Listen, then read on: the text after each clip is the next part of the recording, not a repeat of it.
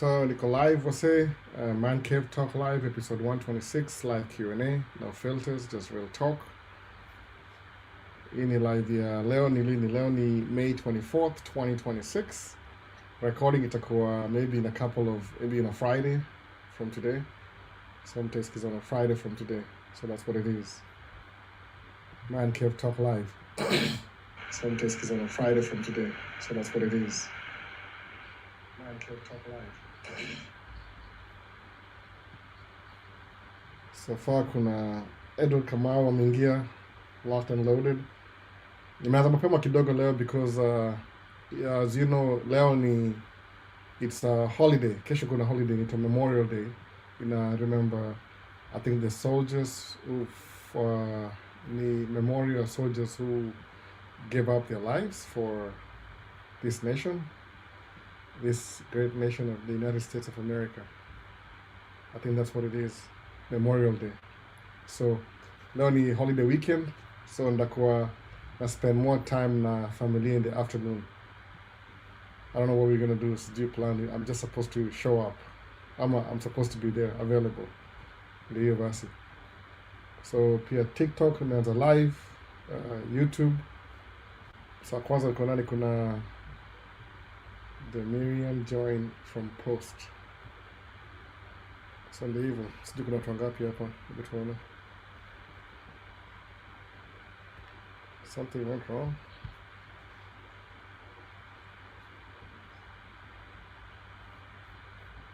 Kadhaa wana follow. Nataka kuangalia everything. Sasa ndio hivyo bana. No. Happy holidays Buddha boss DJ Voice. Happy holidays.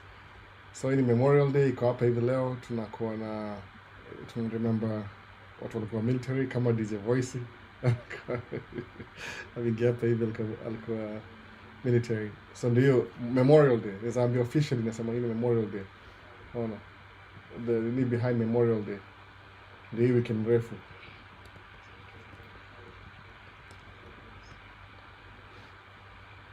Memorial Day ni a US federal holiday observed on the last Monday of May to mourn and honor military personnel who died while serving in the United States Air Force.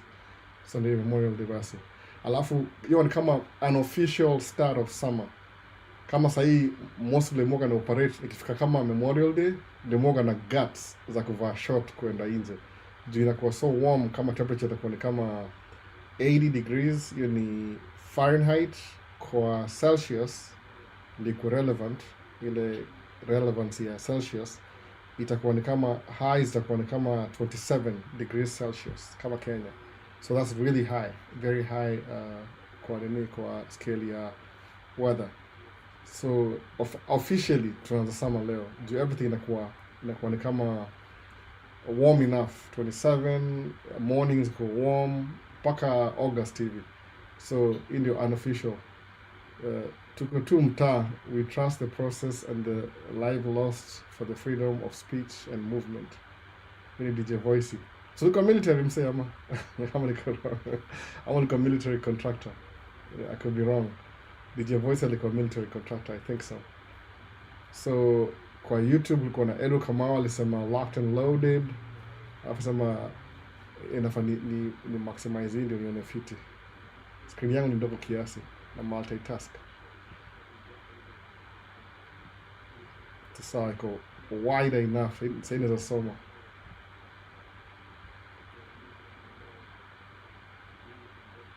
So kesho Albo as usual maandamano, but happy holidays Albo. Bei ya mafuta iko aje huko Minnesota?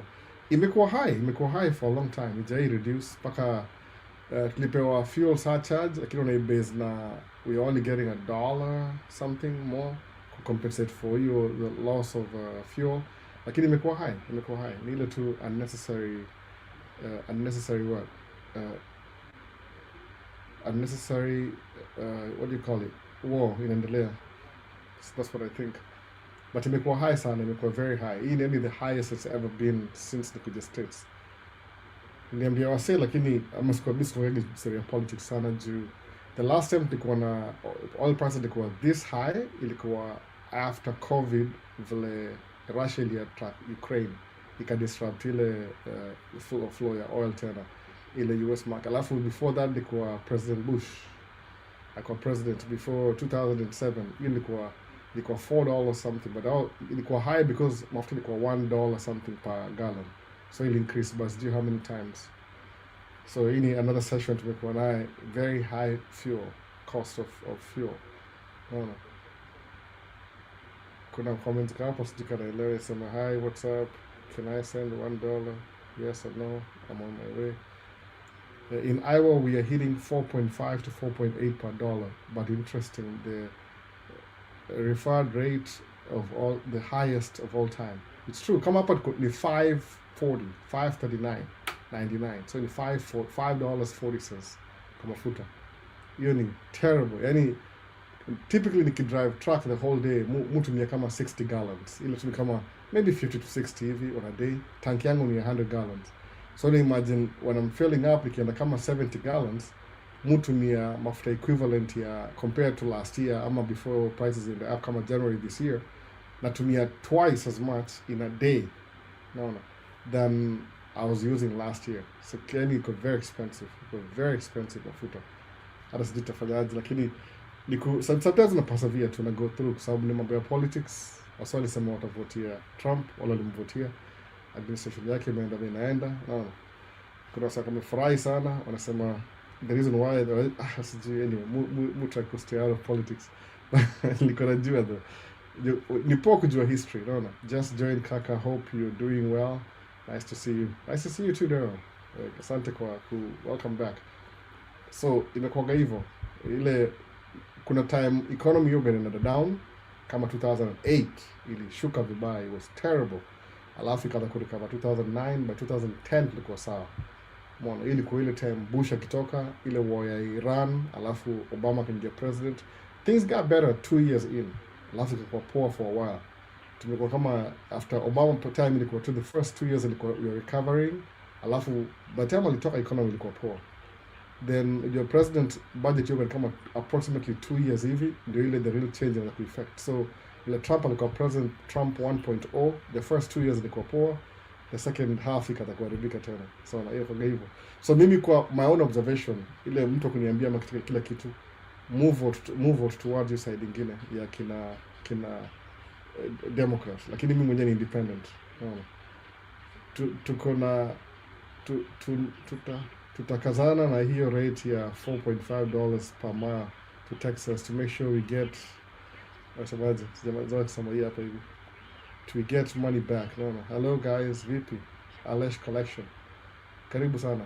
So fuel imekuwa expensive hivyo, so ni poa kujua history before they make any political argument ama whatever.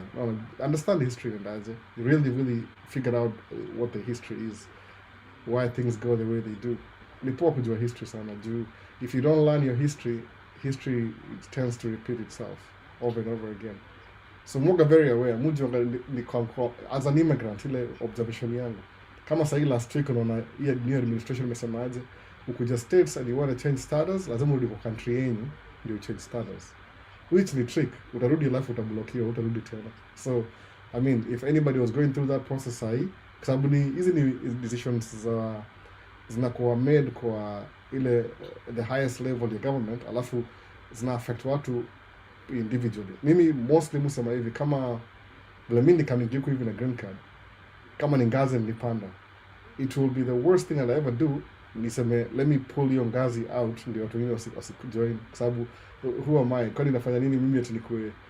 Hata usema kuna potential ya kuna msata kama after mimi atakuwa na more hiyo story ya watu wa ku exit ndio wa apply green card normal. Hiyo uta exit hivi alafu utakuwa blocked immediately, uta resurface. Ni kama priority ya hii administration, kama naweza sema tu for a few minutes, ni ile ataki watu weusi period, ataki watu kutoka Afrika period.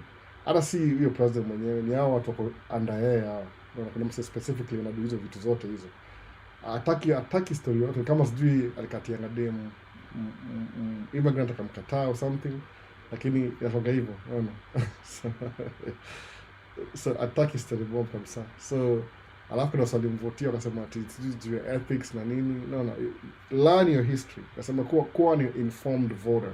Sometimes huwezi fundishwa shule kama civics education, lakini po understand civic education, alafu go back uangalie history of the last, kama tuseme July this year, next month, 2 months from now itakuwa World Cup, alafu itakuwa America imekuwa in existence for 250 years, 1776 2026. So understand history ya America ni nini from the beginning. What did they do? What were they doing? Understand kila kitu, soma kila kitu you can understand, kuwa na ile awareness. Naona the normal mwananchi ndio anasuffer for this system change, especially rangi yetu, but God big for us. Ni kweli kabisa, kwa sababu angalia kama because ya hii new administration, kuna wasako Kenya, they have nothing to do na history ya decision ya hapa hivi, lakini na affect on a daily basis. Sema mafuta imeenda juu Kenya. Kwa nini? Why do you think so? Unaona, kama si controversial, why do you think so? Because kuna wasali walipiga tarumbeta wakasema watavotia president ya kama, man, understanding history. There's a reason why Iran inafightia war. Angalia what happened to them since 1948. Who was interfering in their cover. Understand kila kitu. Moga najua hizi vitu ile tu self-awareness. Ni vile spendi comment sababu this is not really a political channel. Nilisema the best thing I can do ni ile ni kumotivate ujue hata through to my life experiences. Hata si wide sana. You understand life, yani kukuwa na zile ambitions zako, you can actually achieve whatever you're looking for. It's possible. Naona iwezi kuwa tubuko ati kuna something ukuja hapa hivi utakuwa more successful than what you think I'm successful in. Naona utakuwa more than that. Naona kama sasa hivi najua kuna vitu msikia kila siku, I'm learning new things on a daily basis. Mbona hivyo sasa? So mbona nivute ngazi ndio mtu mwingine asimake it? Na mimi najua mali nitoka. Simusema very simple. Mimi grow up Isili si maybe slightly different, but hiyo time ilikuwa middle class. It is Islando basically, Islando. Naona ilikuwa Islando, nikasoma Riverbank Primary, hiyo ni Islando bado, iko ati sikuwa privileged space. So kuna wasema kuja hapa kama mseme kama na do job kwa cruise ship Duko V10 aliniandikia message kwenye comment, mimi nifikira come for World Cup, lakini aliget visa baby. Hiyo si visa gani ile CD1 ile ya unakam kama una do job hapa hivi kwa cruise ship. So you went weekly from California to Mexico every week. Naona it's a new experience. Alikuwa Middle East. No, alikuwa Middle East before. Duko V10 alikuwa Middle East. Sasa yuko cruise ship. A new opportunity. Naona sasa imagine ampanda ndege ngapi? Ampanda ndege ya Middle East, ampanda ndege kuja hapa hivi. So amekuwa akili inafunguka, anaanza kuona more opportunities. And you never know where he could be 2 years from now. Atakuwa place hata higher than that. Una dare kumake hizo decisions. Lakini understand history. Sababu history itakuwa ipatia clarity on why things are the way they are. Mimi najua watu weusi kwa hii nchi wamesumbuka sana kwa vitu stupid yani.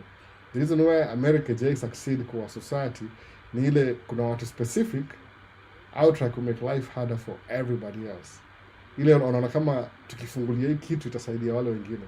Sababu history discriminations zilikuwa shut down 1960 something. More believe hiyo 60 something is significant because most of African countries got to get independence your time. So watu waliona kama kuna Africa countries na get independent, si tuende kwa wabaguzi hapa hivi, hawa sore za amka leo waende Africa wote alafu wapewe citizenship. Alafu itakuwa more powerful than tuta control, tuwapatie uhuru ndio at least waanze kuona. I think so. I need to my assumption. You can maybe kuna more better explanation, but ile too based on what I know. Understand history kabisa. No. Jukako sasa kama wewe ni immigrant, hauna choice. Immigrant hauna choice kabisa. Unaona? Kuna hapa hivi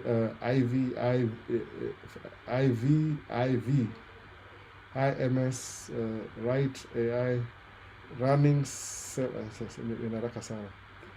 Running semi truck, what's your take? Semi truck is good too. Anything you can. The only reason why I miss 40 story kwenda over the road, for example, I usually say very clearly. Nile kama napatia option. Nile I have kids. So because I have kids, I have to be around home.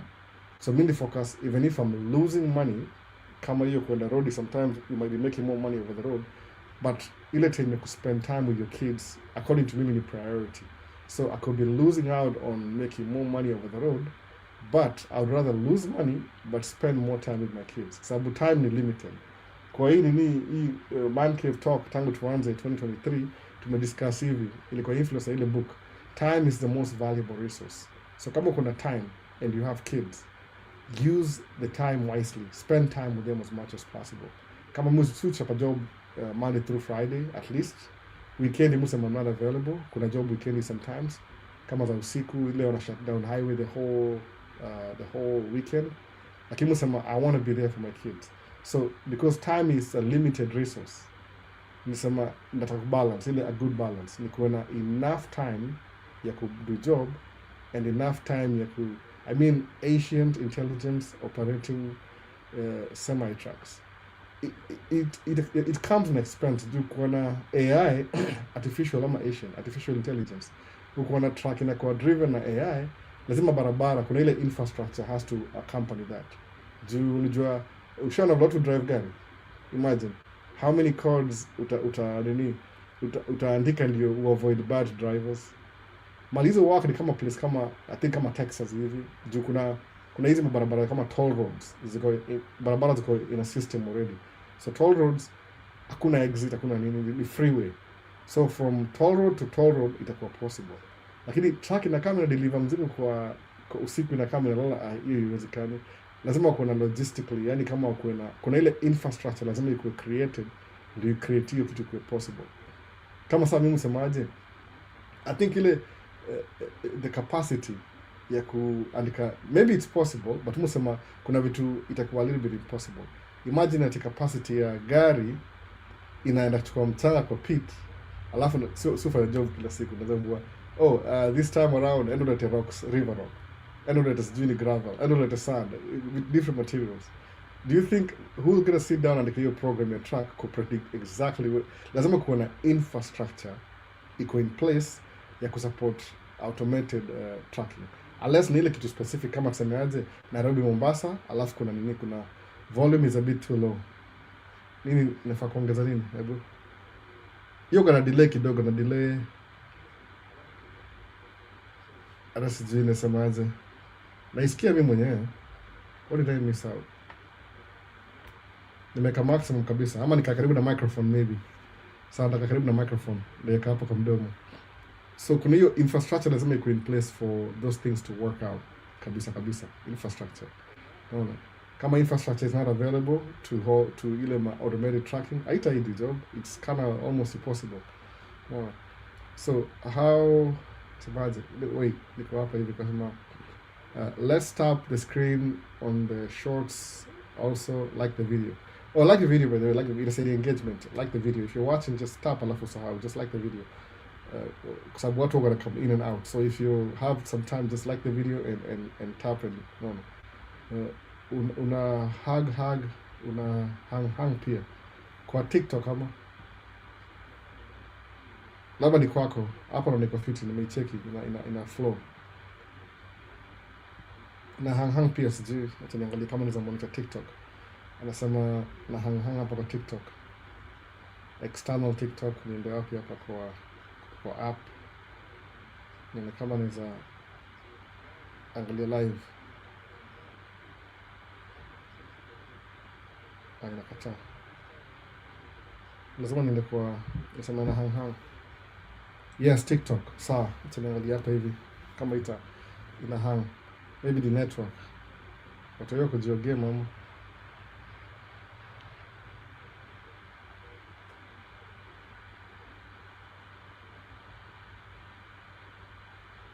Niangalia kama monitor TikTok kama iko sawa.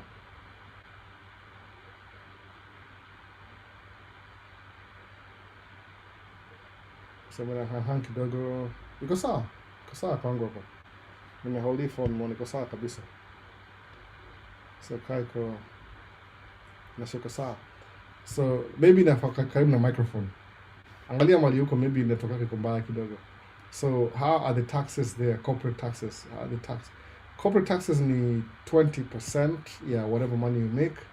Lakini kuna deduction. Ni kama it's a little bit explanation. Kuna ile, suppose if you're running a business kama umemeka 100,000, alafu wewe ni corporation, immediately tax ni 21 ama 20%, approximately kama 20 something percent taxes, corporate taxes.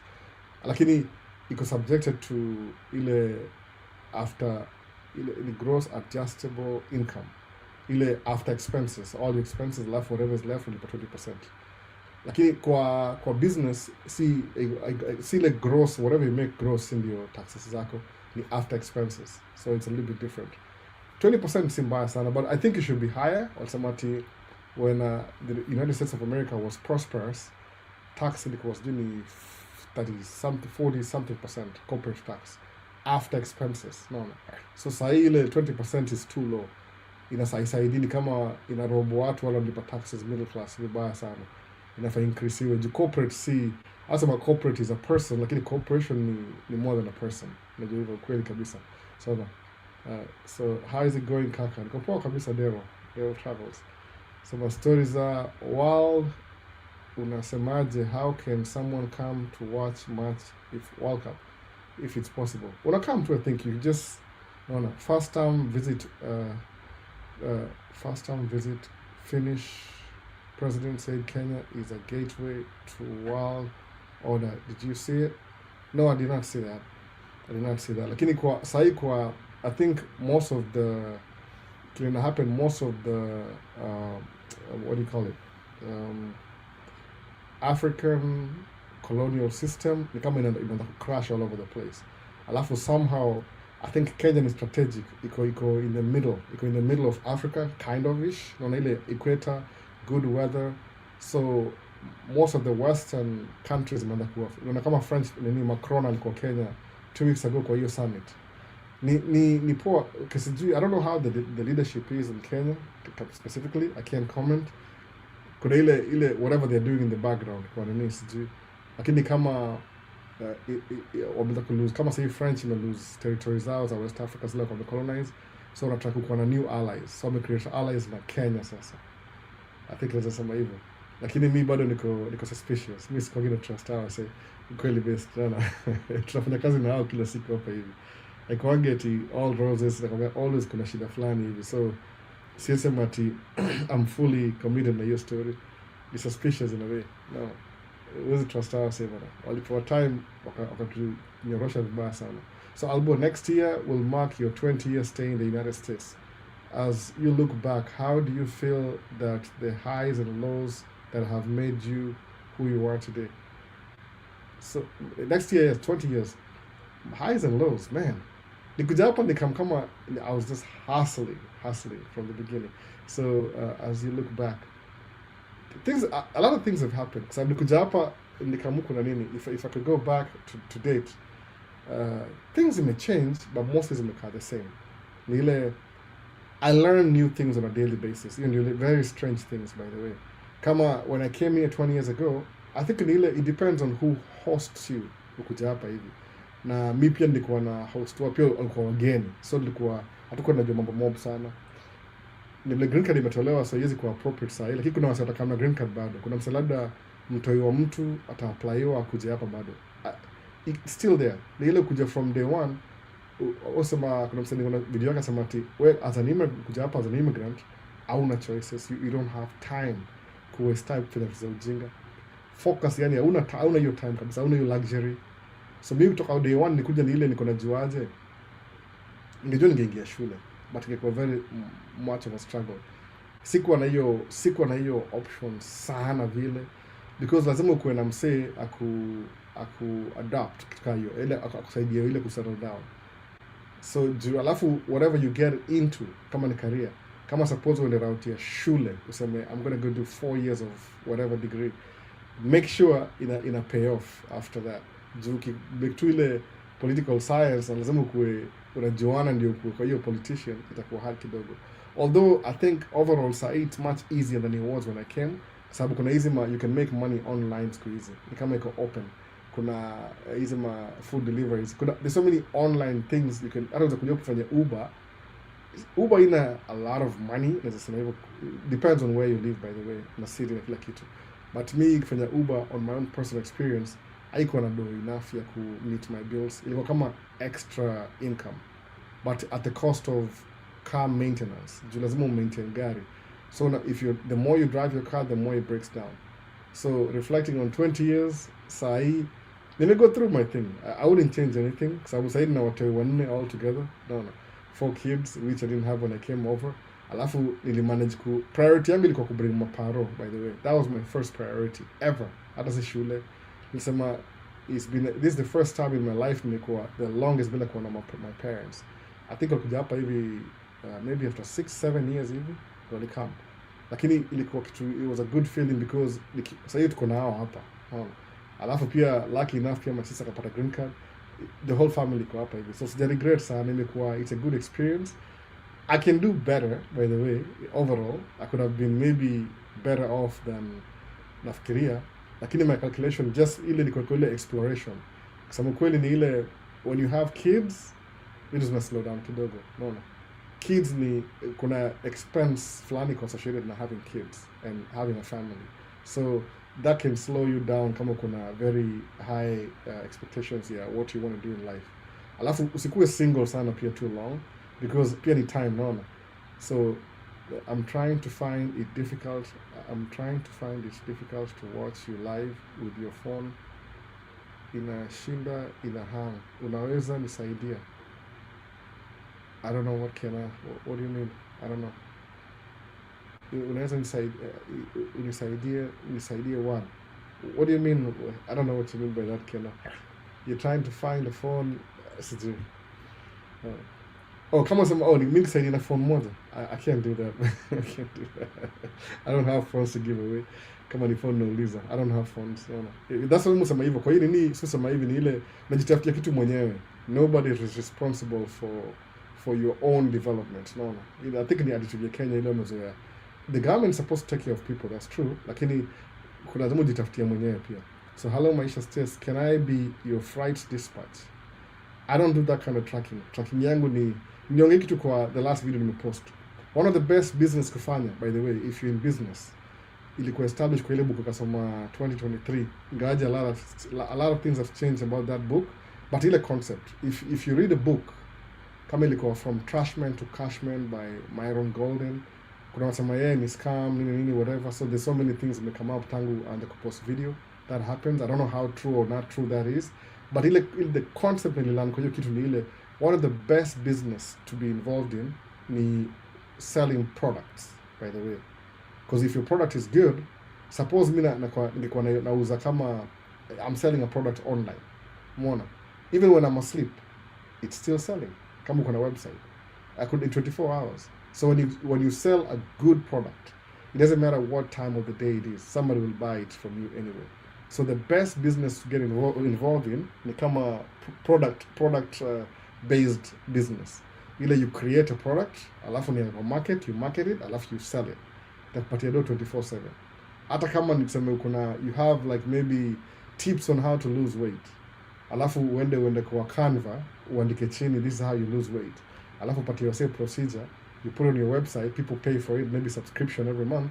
Alafu unawauzia, hiyo ni digital product. That you'll sell more digital products than service based. Service based ni number 2.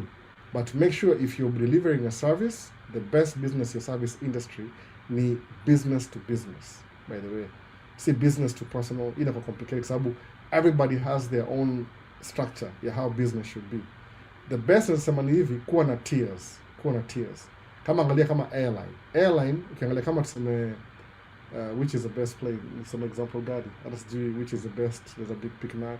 Hizi ma wide body tuseme Airbus A330-900 Airbus utapata if you put the same size of seats, hizo za ndege zile, ile configuration ile ya economy, ile labda iko na 343. So I don't know what it has, but some example, it depends on the airline. Watu on a very customized. So kuna airline weke economy configuration kwa hiyo ndege, from the front to the back hakuna VIP, economy peke yake. Maybe ni I don't know, it is about kama 330-350. So hiyo ni ile configuration ya ile umeka economy seats, ile configuration ya 343 from the back to the front. So every row iko na watu 10. Sawa. Alafu na hesabu how many lines. So that's how many passengers utabeba kwa hiyo ndege. Although you see the best way to maximize profit, sababu ndege is a service industry.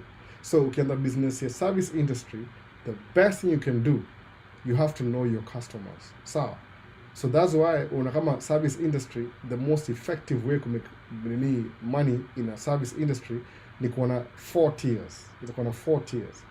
Ndege kuna first class, kuna business class, kuna premium economy na kuna economy. Kwa nini?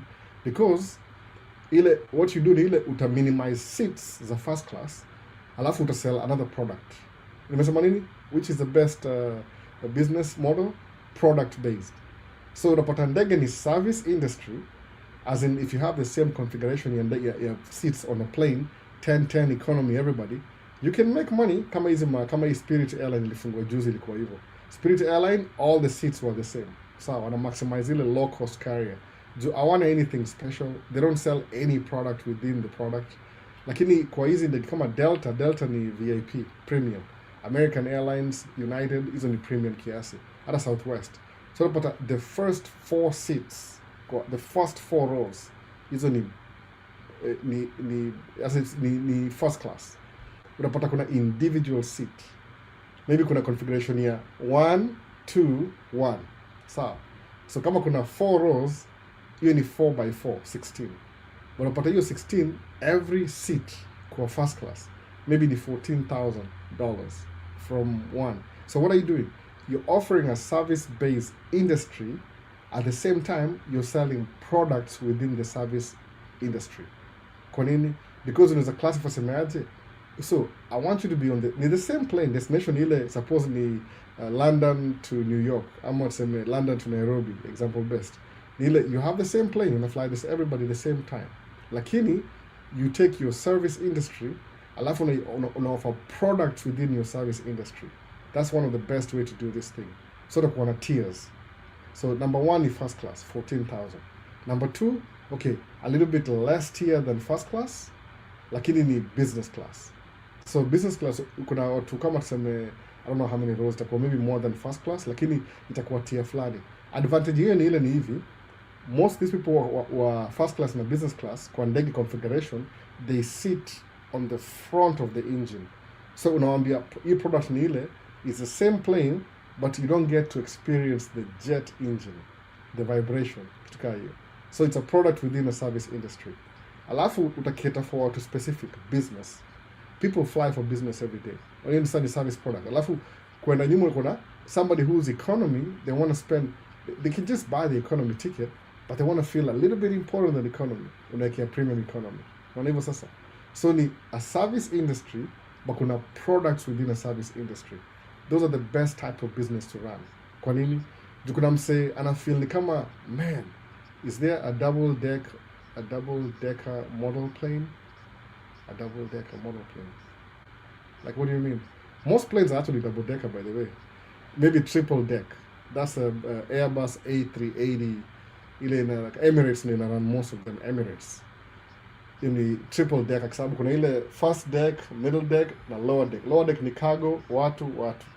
There is Airbus A380 ni triple deck.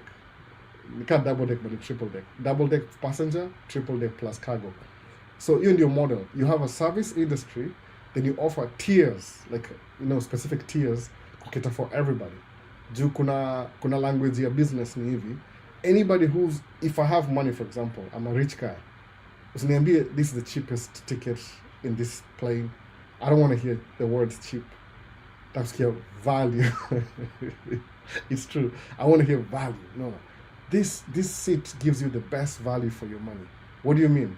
Oh, first of all, before you even board first class kwa Delta, kuna ile you don't even need to check in your bags. Show up na bag zako, we'll take the stress out of you. No, watachukua bag zako check in safely. Then utaingia ile place ile ya premium club, there's food available, you can shower before you fly. Kuna hizo amenities, extra stuff. So they're in the service industry, but they're selling a product within the service industry. Mona. Kwa nini? That's the best model of business. Alafu juna separate. Jukuna wase, they don't want to be like everybody else. They want to feel special. So kiambia mtu akona pesa, money is no object. Atakusikia this is the cheapest flight ever. Atakusikia this, it gives you the value for your money. They pay for convenience. So but kama gate iko mbali, watabeba from the hotel, kuna chauffeur kama unachukua na gari, making their life easier because they are paying for it. Wakuje kwa lounge, VIP lounge, waingie kwa ndege, fast boarding, hata gate yao ni different, ama wanasema tu fast boarding ndio wasimix na watu wengine. Ile kama unatumia ndege uko na mlango hivi, for example, I'm using a plane so I'm the best illustration I have right now. Does that make sense? Ile kudizi mlango ile left 1, right 1, left 2, right 2, left 3, right. So pata kwa ndege watu wa business wataingia na ile left 1. No. Ama wataingia na left 2, but they're the only people wakiingia kwa ndege hivi, they turn left. Everybody else turns right. No. So that's what it is, VIP. Mkiingia hivi mtapewa pajama, mambo, what do you need, wine, something. It's an experience. You're paying for an experience. So it's a service-based business that sells products within the service industry. That's how you make money. So if they're paying 14,000, there's more people there. They're going to a business. Business is people who are maybe on a fly from New York, for example, which is one of the busiest, to London for business. So they'll come up at night, New York at night, hoping to be there in the morning. Alafu they get into the business by maybe 2 hours after their flight to Milan. So people are really relaxed so they can do their business once they get there. So they take a night flight from New York off to London the next day in the morning. Then they go do their business, and they fly back in the evening. So the business. No. So they want a little bit of comfort. New York were more effective doing time crunch. You'll charge them a little bit more. They could now say premium. So that's what you do. Come on, anything. Tomali a DJ, for example. When you DJ, you're a mobile DJ. Ataka birthday. Oh, ataka birthday, yeah. What do you need? Nikuwe na mziki huko. Okay, sawa. Tier 1. What's the tier 1? Speaker 2, mixer na microphone 2. How many hours? Oh, itakuwa kama 4 hours hivi. Yeah, that sounds good. Okay. Now, what I'll give speech, nipatie microphone moja speech, ingine ya DJ. Okay, sawa. Oh, nataka wedding. What do you need? Nataka speaker 2 na subwoofer, mziki wote ucheze kabisa. I need 4 microphones. I need speakers on the ceremony. Pastor kuwe na hii. I need lights to match the decor. So inakuwa more. So it's the same person una offer service industry, but iko na tiers. Unaona? Kuna ile kama specifically a wedding, kuna corporate, kuna prom, so it's the same. So that's how you make money for business. So mimi siko najua hivyo, by the way. Mimi kuja hapa nikajua tu ni tracking. So in my industry, tracking kuna different type of tracking. You can buy a tractor unit, uvute trailer ya mtu. It's not your trailer ya mtu. So they pay you more, but because you're pulling their trailer, they take off their fee, your trailer. So you're losing money. Aya kuna ile you haul heavier loads. Kuna ile okay, all that stuff. Sure, I want to ask about the offering, sound services and photography zina align aje. As you align, move for the example to the visual, the good visuals. Ni hesabu tu ile unasema kama photography tiers. Okay, I want unaingia kwa shule, afanya hivyo America every year. Like every end of the school year, kuna ile school year book. So they have portrait photography. You take portraits of all the students in the whole school. First grade, second grade, third grade, fourth grade. Another package. So kama ni portrait, ni easy. You set up a light, camera, auto kuja hapo, ni easy. Alafu you'll take maybe 2 or 3 or 4 pictures. If people want more pictures, they can buy it from your website. Not even service industry with a product in between. That's how you make money in a business. So kama nimedeliver sana. So number 20 years. Who asked that question? Because somebody asked that question, yeah, business to business. So uzuria business to business, model plane that you have in the office, best value for my money. Double decker, I don't have a double decker model plane. I don't personally. Maybe I'll buy one soon. Nitaka kubuy. I'm kind of debating. Sababu nilianza hivi, my collection ni ya ndege, now to switch topic tena. No. I think pia naweza venture sound system service too. What's your advice? It's good, but I'm very aggressive the way I do things. Kama it's something that when I came to America, nimesema hivyo, as an immigrant, ukianzia zero, from when you land here uko zero, you're always striving to be somebody. You want to be somebody. You want to, like, any dreams that I had, anything that ever crossed my mind the last 20 years, nimeifanya particularly. Nime build a DJ system. Did I build it in a day? No. Iko in a day. I bought the speakers on credit, nikazilipia, credit card iko available. So unasema okay, what niko na speaker mpya kabisa ziko this side. I was ziona by the way. So I tried that business. Niko na microphone bado, wireless microphones, 2 of them. Niko na mixer yangu, kuna ya wife. You have so much. The wife is a musician. Yeah, a musician. And the two, she doesn't really share her music. I'm not a juicy. I don't know if she's okay now in the right mindset to share her music. But really, whatever you think you desire to have, angalia a need in your community. If you can sell products directly, offer a service, alafu patia wase service na tiers, because you want to cater for everybody. Kuna wasa kama mtu akifly economy, what are they looking for? Their main thing, affordability.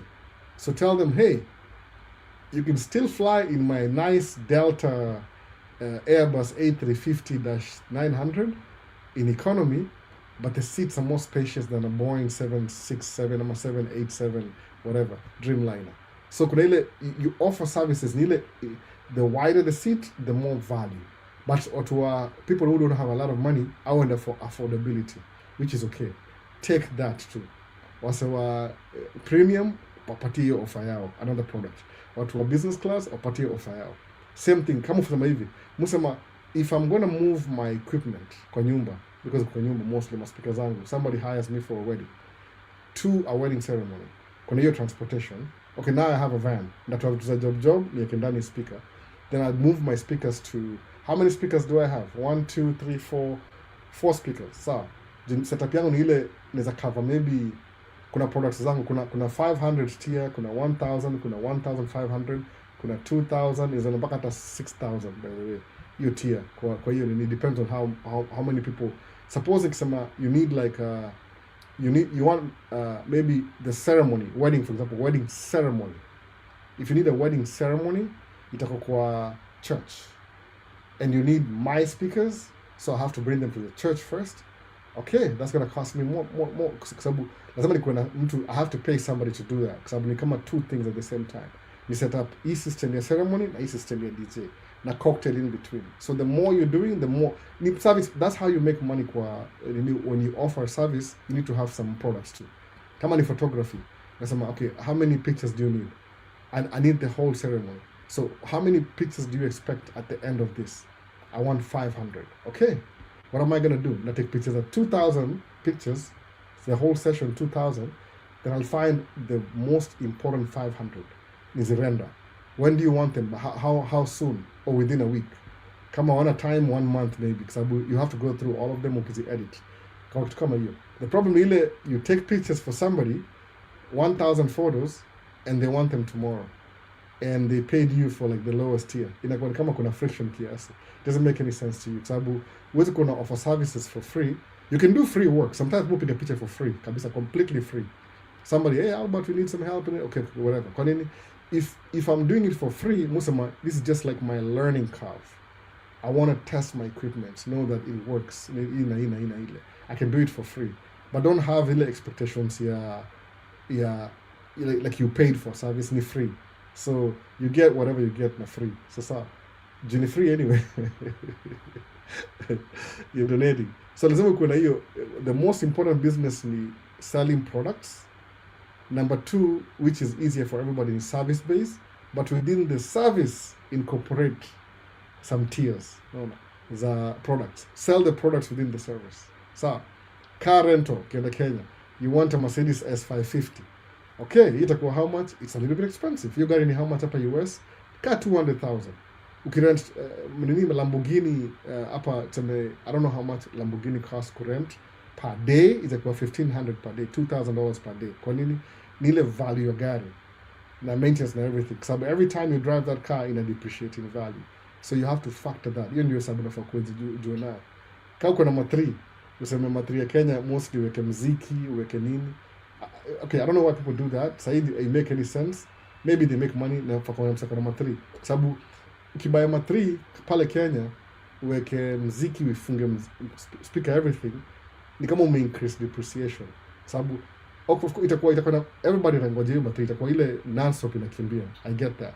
But kama ina value at the end of the day, don't do that. No, gari basic too.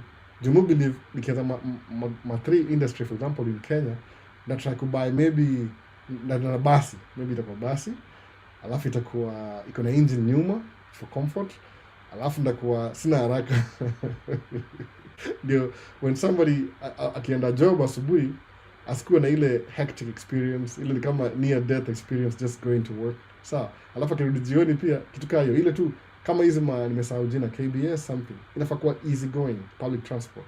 Ama kama ni big deal sana kama infrastructure support, because maybe in Kenya the roads are not well maintained, government ya Nairobi inafaa kufikiria kitu kama hii, tufanyaje to build light rail transport kama ile slogan naye light rail hapa hivi, which ni train ina run parallel to the road, ina distribute passengers to every neighborhood, alafu from the station yenyewe inaitwa matatu culture. Oh, sasa hiyo ni yenyewe kama hapa tangu nikuja hapa hivi, one of the things I mean atakuja construction when I started in 2010 ilikuwa light rail ilikuwa connect Minneapolis and St. Paul.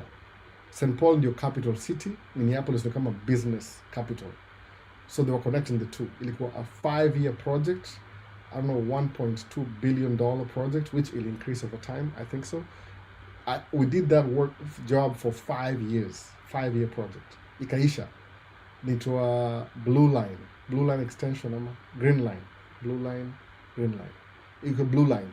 So then kuna break kidogo, tukaingia kwa highway, then tukaingia kwa light rail number 2, phase 2. Phase 2 nitwa green line extension. Ni kama blue, green, red. Hizo ndio routes ziko hivyo. So utapata hiyo green nafanya hivi. Blue line inaanzia Mall of America, inapitia Airport Terminal 1, Terminal 2, ina come through mpaka Minneapolis downtown. Alafu inaishia hapo. Hiyo ni blue line. Green line inaanzia Eden Prairie, inakuja city inaitwa Hopkins, St. Louis Park, Minneapolis. Alafu inaendelea kwenda St. Paul, University Avenue, mpaka downtown. So hiyo ni green line extension. So hiyo ni green route. From downtown St. Paul, Union Depot, mpaka Eden Prairie. Hiyo ni green line. So train kama hizi zinasaidia juu, okay, maybe kuna wase business zao zitakuwa affected, ile ma3 culture, I don't know, but those should be the plans. Kama the city of Nairobi, sababu ni city level, si at the state level, the city of Nairobi should propose for stuff like that. Alafu ndio gava isemeaje, it looks like a good project, alafu wai fund. Ama outside people wa fund, wasemeaje, there's a company, Alboa ko Maisha States Incorporated, atakakuja fungue train hapo Kenya. So I'll gather funds, nikuja ni-invest your project $2 billion ya train, alafu when the train is running, the money from the train will be paying back my loan over time. Ama interest, ama whatever, mimi kwa shareholder, kitu kama hiyo. People will invest. So ni idea tu na come up na idea kama hiyo. Alafu nijua light rail ni electric. Hapa ni electric by the way. So ina connect two cities, alafu ina lessen ile, it's a good thing kwa kutumia fossil fuels, specifically kama mabasi. Yote basi za hapa, some of them ni hybrid, ni electric na ni engine. So engine ina charge electric battery as we go. Unataka hiyo. Hizo ile sustainable future. Ile una preserve environment. Things like that. So Africa kuna potential sana juu imekuwa neglected for centuries na development ya the West. The only thing that kugundua ni kama wako naiba pesa Africa products, wanajiuza at a marked up price kudevelop area yao. Lakini sasa hivi kama imekuwa ile need, wala wase wameamka, generation Africa imeamka. So stuff like that, I've seen them happening. Sisi much the people who do this are very smart than everybody else. Ni ile wako hiyo resource, kuna ile infrastructure. Gava inafaa kuendelea regardless on who's president. Do presidents ni hiyo seat tu nakalia. Lakini hizi kazi ya minister au wengine hao kama tuseme kwa senate, kwa hiyo ndio job yao. Wanafaa kuangalia city level, kama ni mayor anaangalia what thing would improve sababu light rail, angalia bring your train, lazima kuna wale train operators, hiyo ni job. Kuna wale train maintenance, hiyo ni job. So ina come up na other stuff that's yani it attract some form of economic growth just building that railway. Kama mimi nakumbuka tukianza hiyo story ya railway, when it was proposed, it got passed immediately. All the properties along the railway line ziliweza kubomolewa, alafu zikajengwa tena. So there's so much work, construction work inaendelea, because somebody like, what, the train's gonna run over here and I'm still renting, my building is like 70 years old. No. anaibomoa anajenga ingine ile modern, kwa sababu anajua it's convenient for somebody who works in the city. Atapanda hiyo train, itamleta mpaka kwa nyumba yake hivi, ashuke ingie kwa apartment aende, alafu arudi tena back kesho. So ime eliminate ile story ya commuting. I wish I could do that. Ile my commute to work ni kuwa na train instead of me driving. No, iko poa sana, because you have time to read, do stuff, you know, somebody else is driving you. Kama uko na experience ya VIP bus na wewe ni mtu middle class, hizo ndio form of development zinaendelea hapa hivi. So service industry is good kama do business, lakini offer some products within your service industry. That's how you succeed. Kama mimi technically do tracking, so do job na atudingi job na individuals au gana, kila mtu ana price yake. Somebody asked me, hey Alba, I need a bunch of rocks.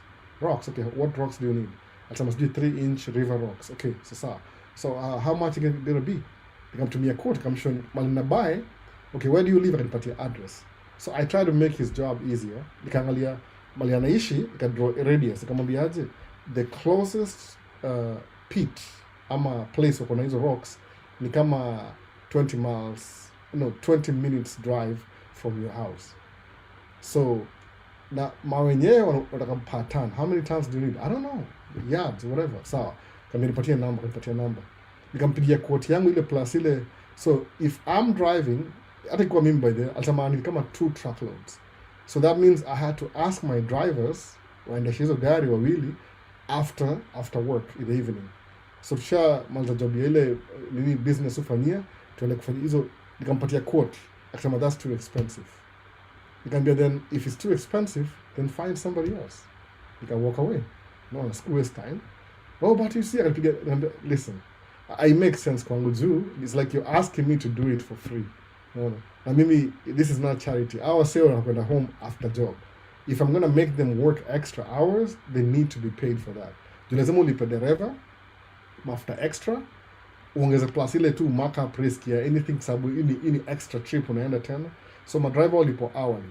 So kama ni 20 minutes away, approximately it could be 1 hour minimum. Because wata drive huko, walodiwe kuja drive mwage. Sawa, alafu waende. Nikampatia quota kwa it's too expensive. Nikamwambia just find somebody else.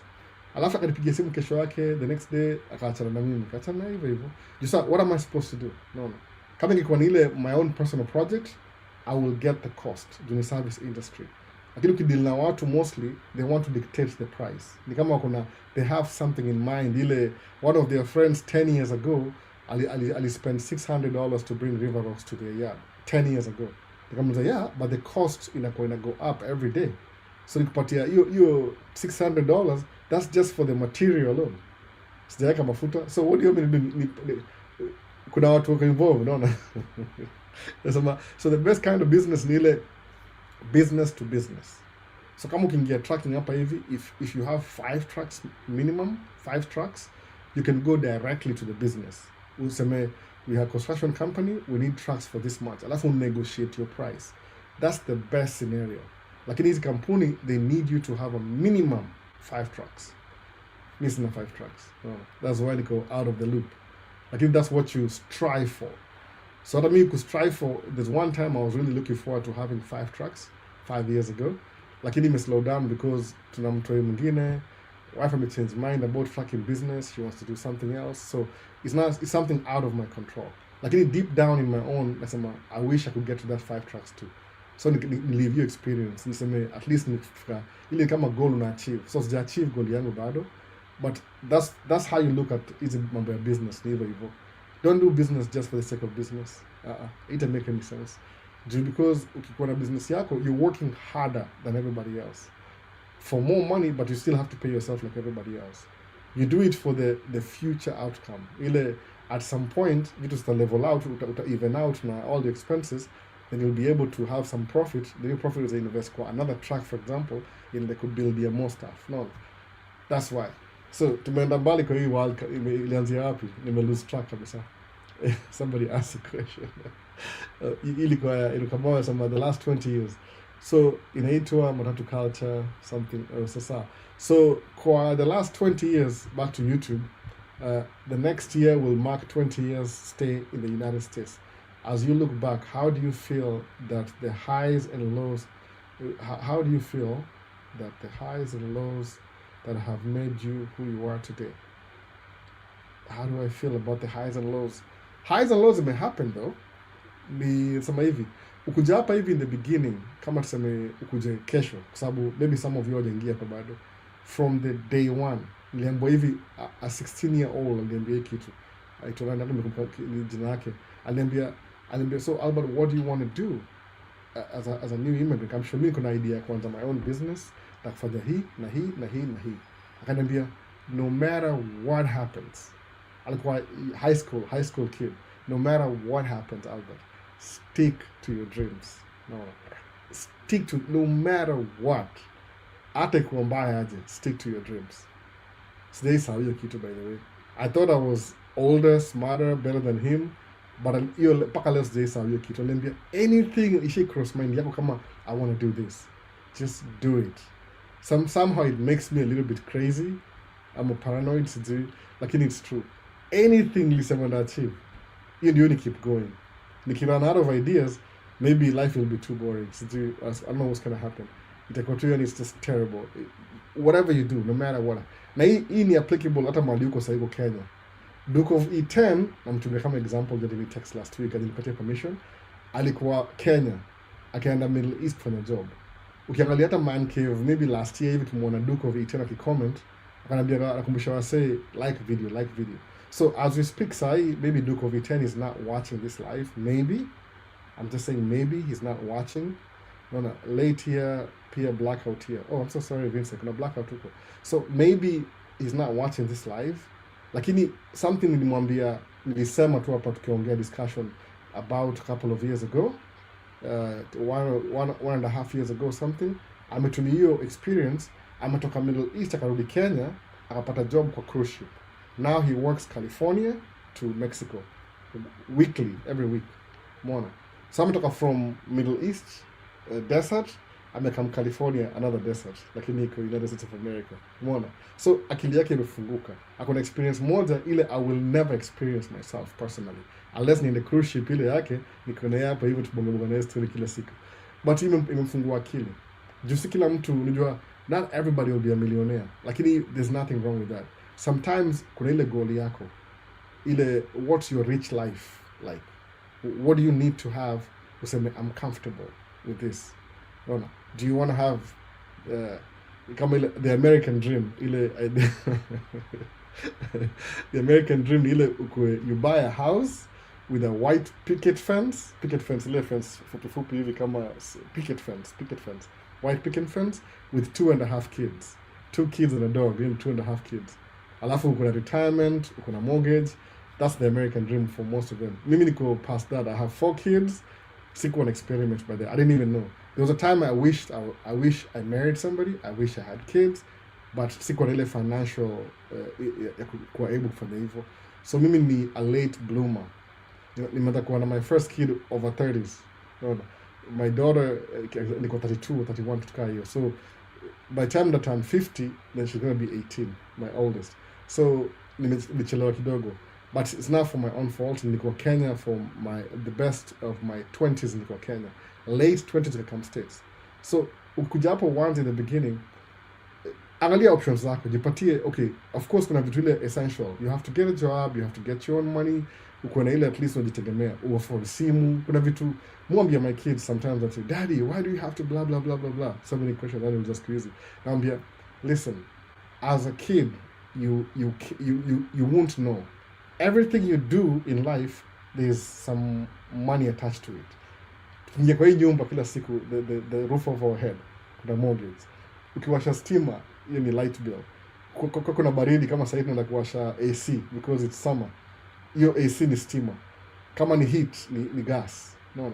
Everything trash lazima ichukuliwe.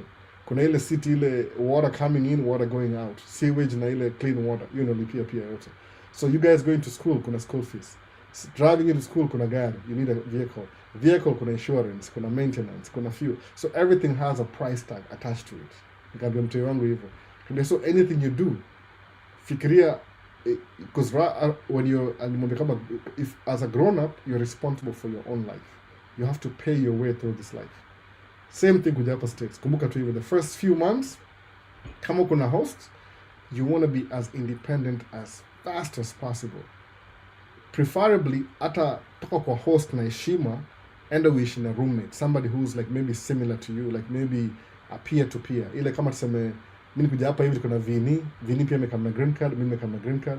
Vini yuko hapa YouTube Vini. Alafu naambia Vini ni aje tuchukue hao mimi na wewe tukue roommates. Naona kwa nini to save cost, because I can't afford the house by myself. Juu kuja hapa hivi kuna ile black tax. These people you have to take care of. They expect you to, by the way. Kama mimi kwa my parents, naona my brothers, my sisters, anytime wako na shida yote, hata simu sahau sasa nikumbusha. Unakumbuka ulituma, nikamwambia hata sikumbuki hiyo story.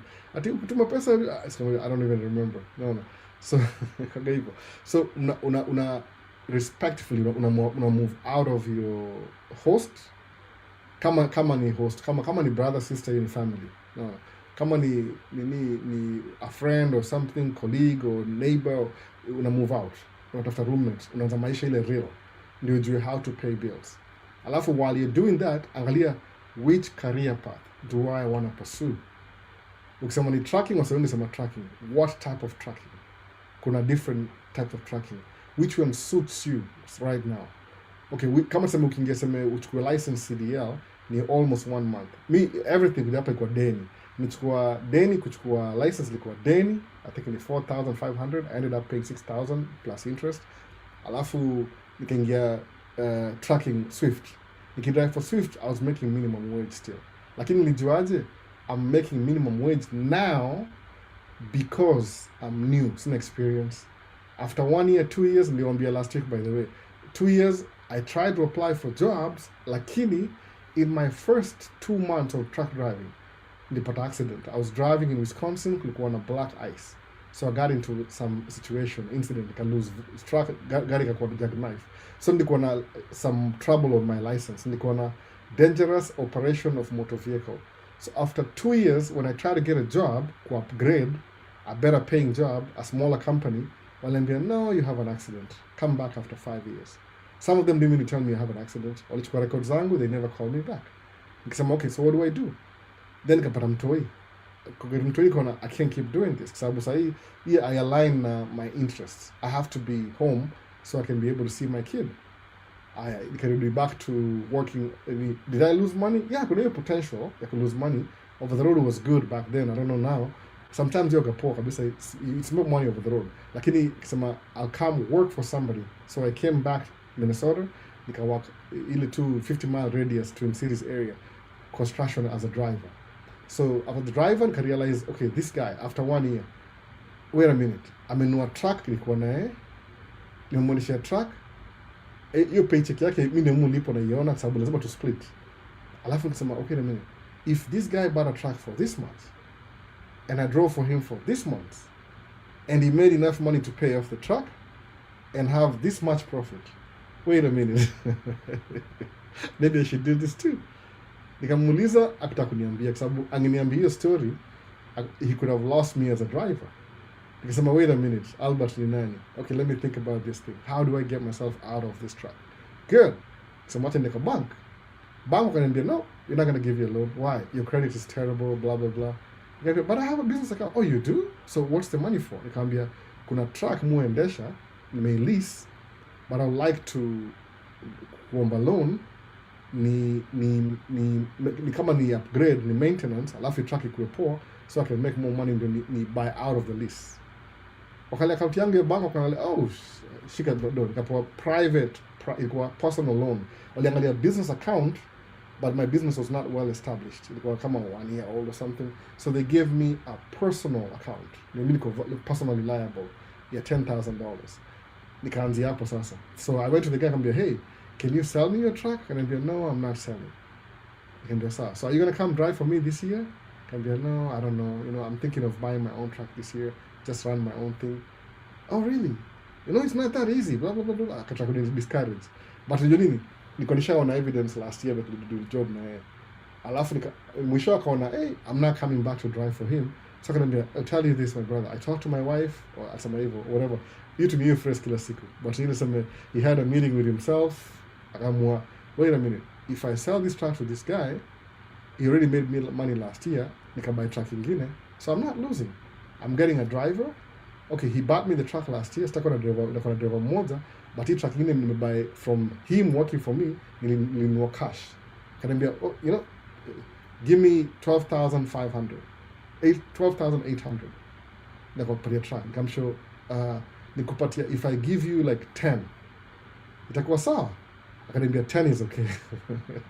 Alafu nizampatia payment plan, nimlipe hiyo ingine pole pole mpaka until I get to the ideal. So that's what I did, by the way. Deni ingine tena ya pili. Naona, niza na deni ya kwanza ya kupata license, 2 years in, deni ya pili, the third year kubuy truck. Mbona hivyo sasa? So what was I doing? Kwa sababu niangalia, what's my situation? Niko na record mbaya ya, I have a bad record ya driving, ya accident. No nice company will hire me until I drive for 5 years. Okay, I've already driven, this is my 3rd year now with this guy. I'm going to my 4th and 5th year. Ningoje minimum wage for 2 years now. So then I bought my own truck. What happened? After a month, that truck broke down. Luckily enough, when I was driving for him, I knew all his mechanics. Wasn't that easy though? Nikaongelesha mwenye nikamwambia, listen, I just bought this truck from this guy. I know it's an old truck. I don't know how to fix it. Nifixie tu alafu nakulipa. Well, you know, you guys, no, mark my word. Do you have any bad experience with me? I said, no, I don't have any bad experience with you. This is how. Fanya hivi, nifixie truck. After 1 month, iliharibika. Ito rear end. Ilivunja something on the, akanifixia.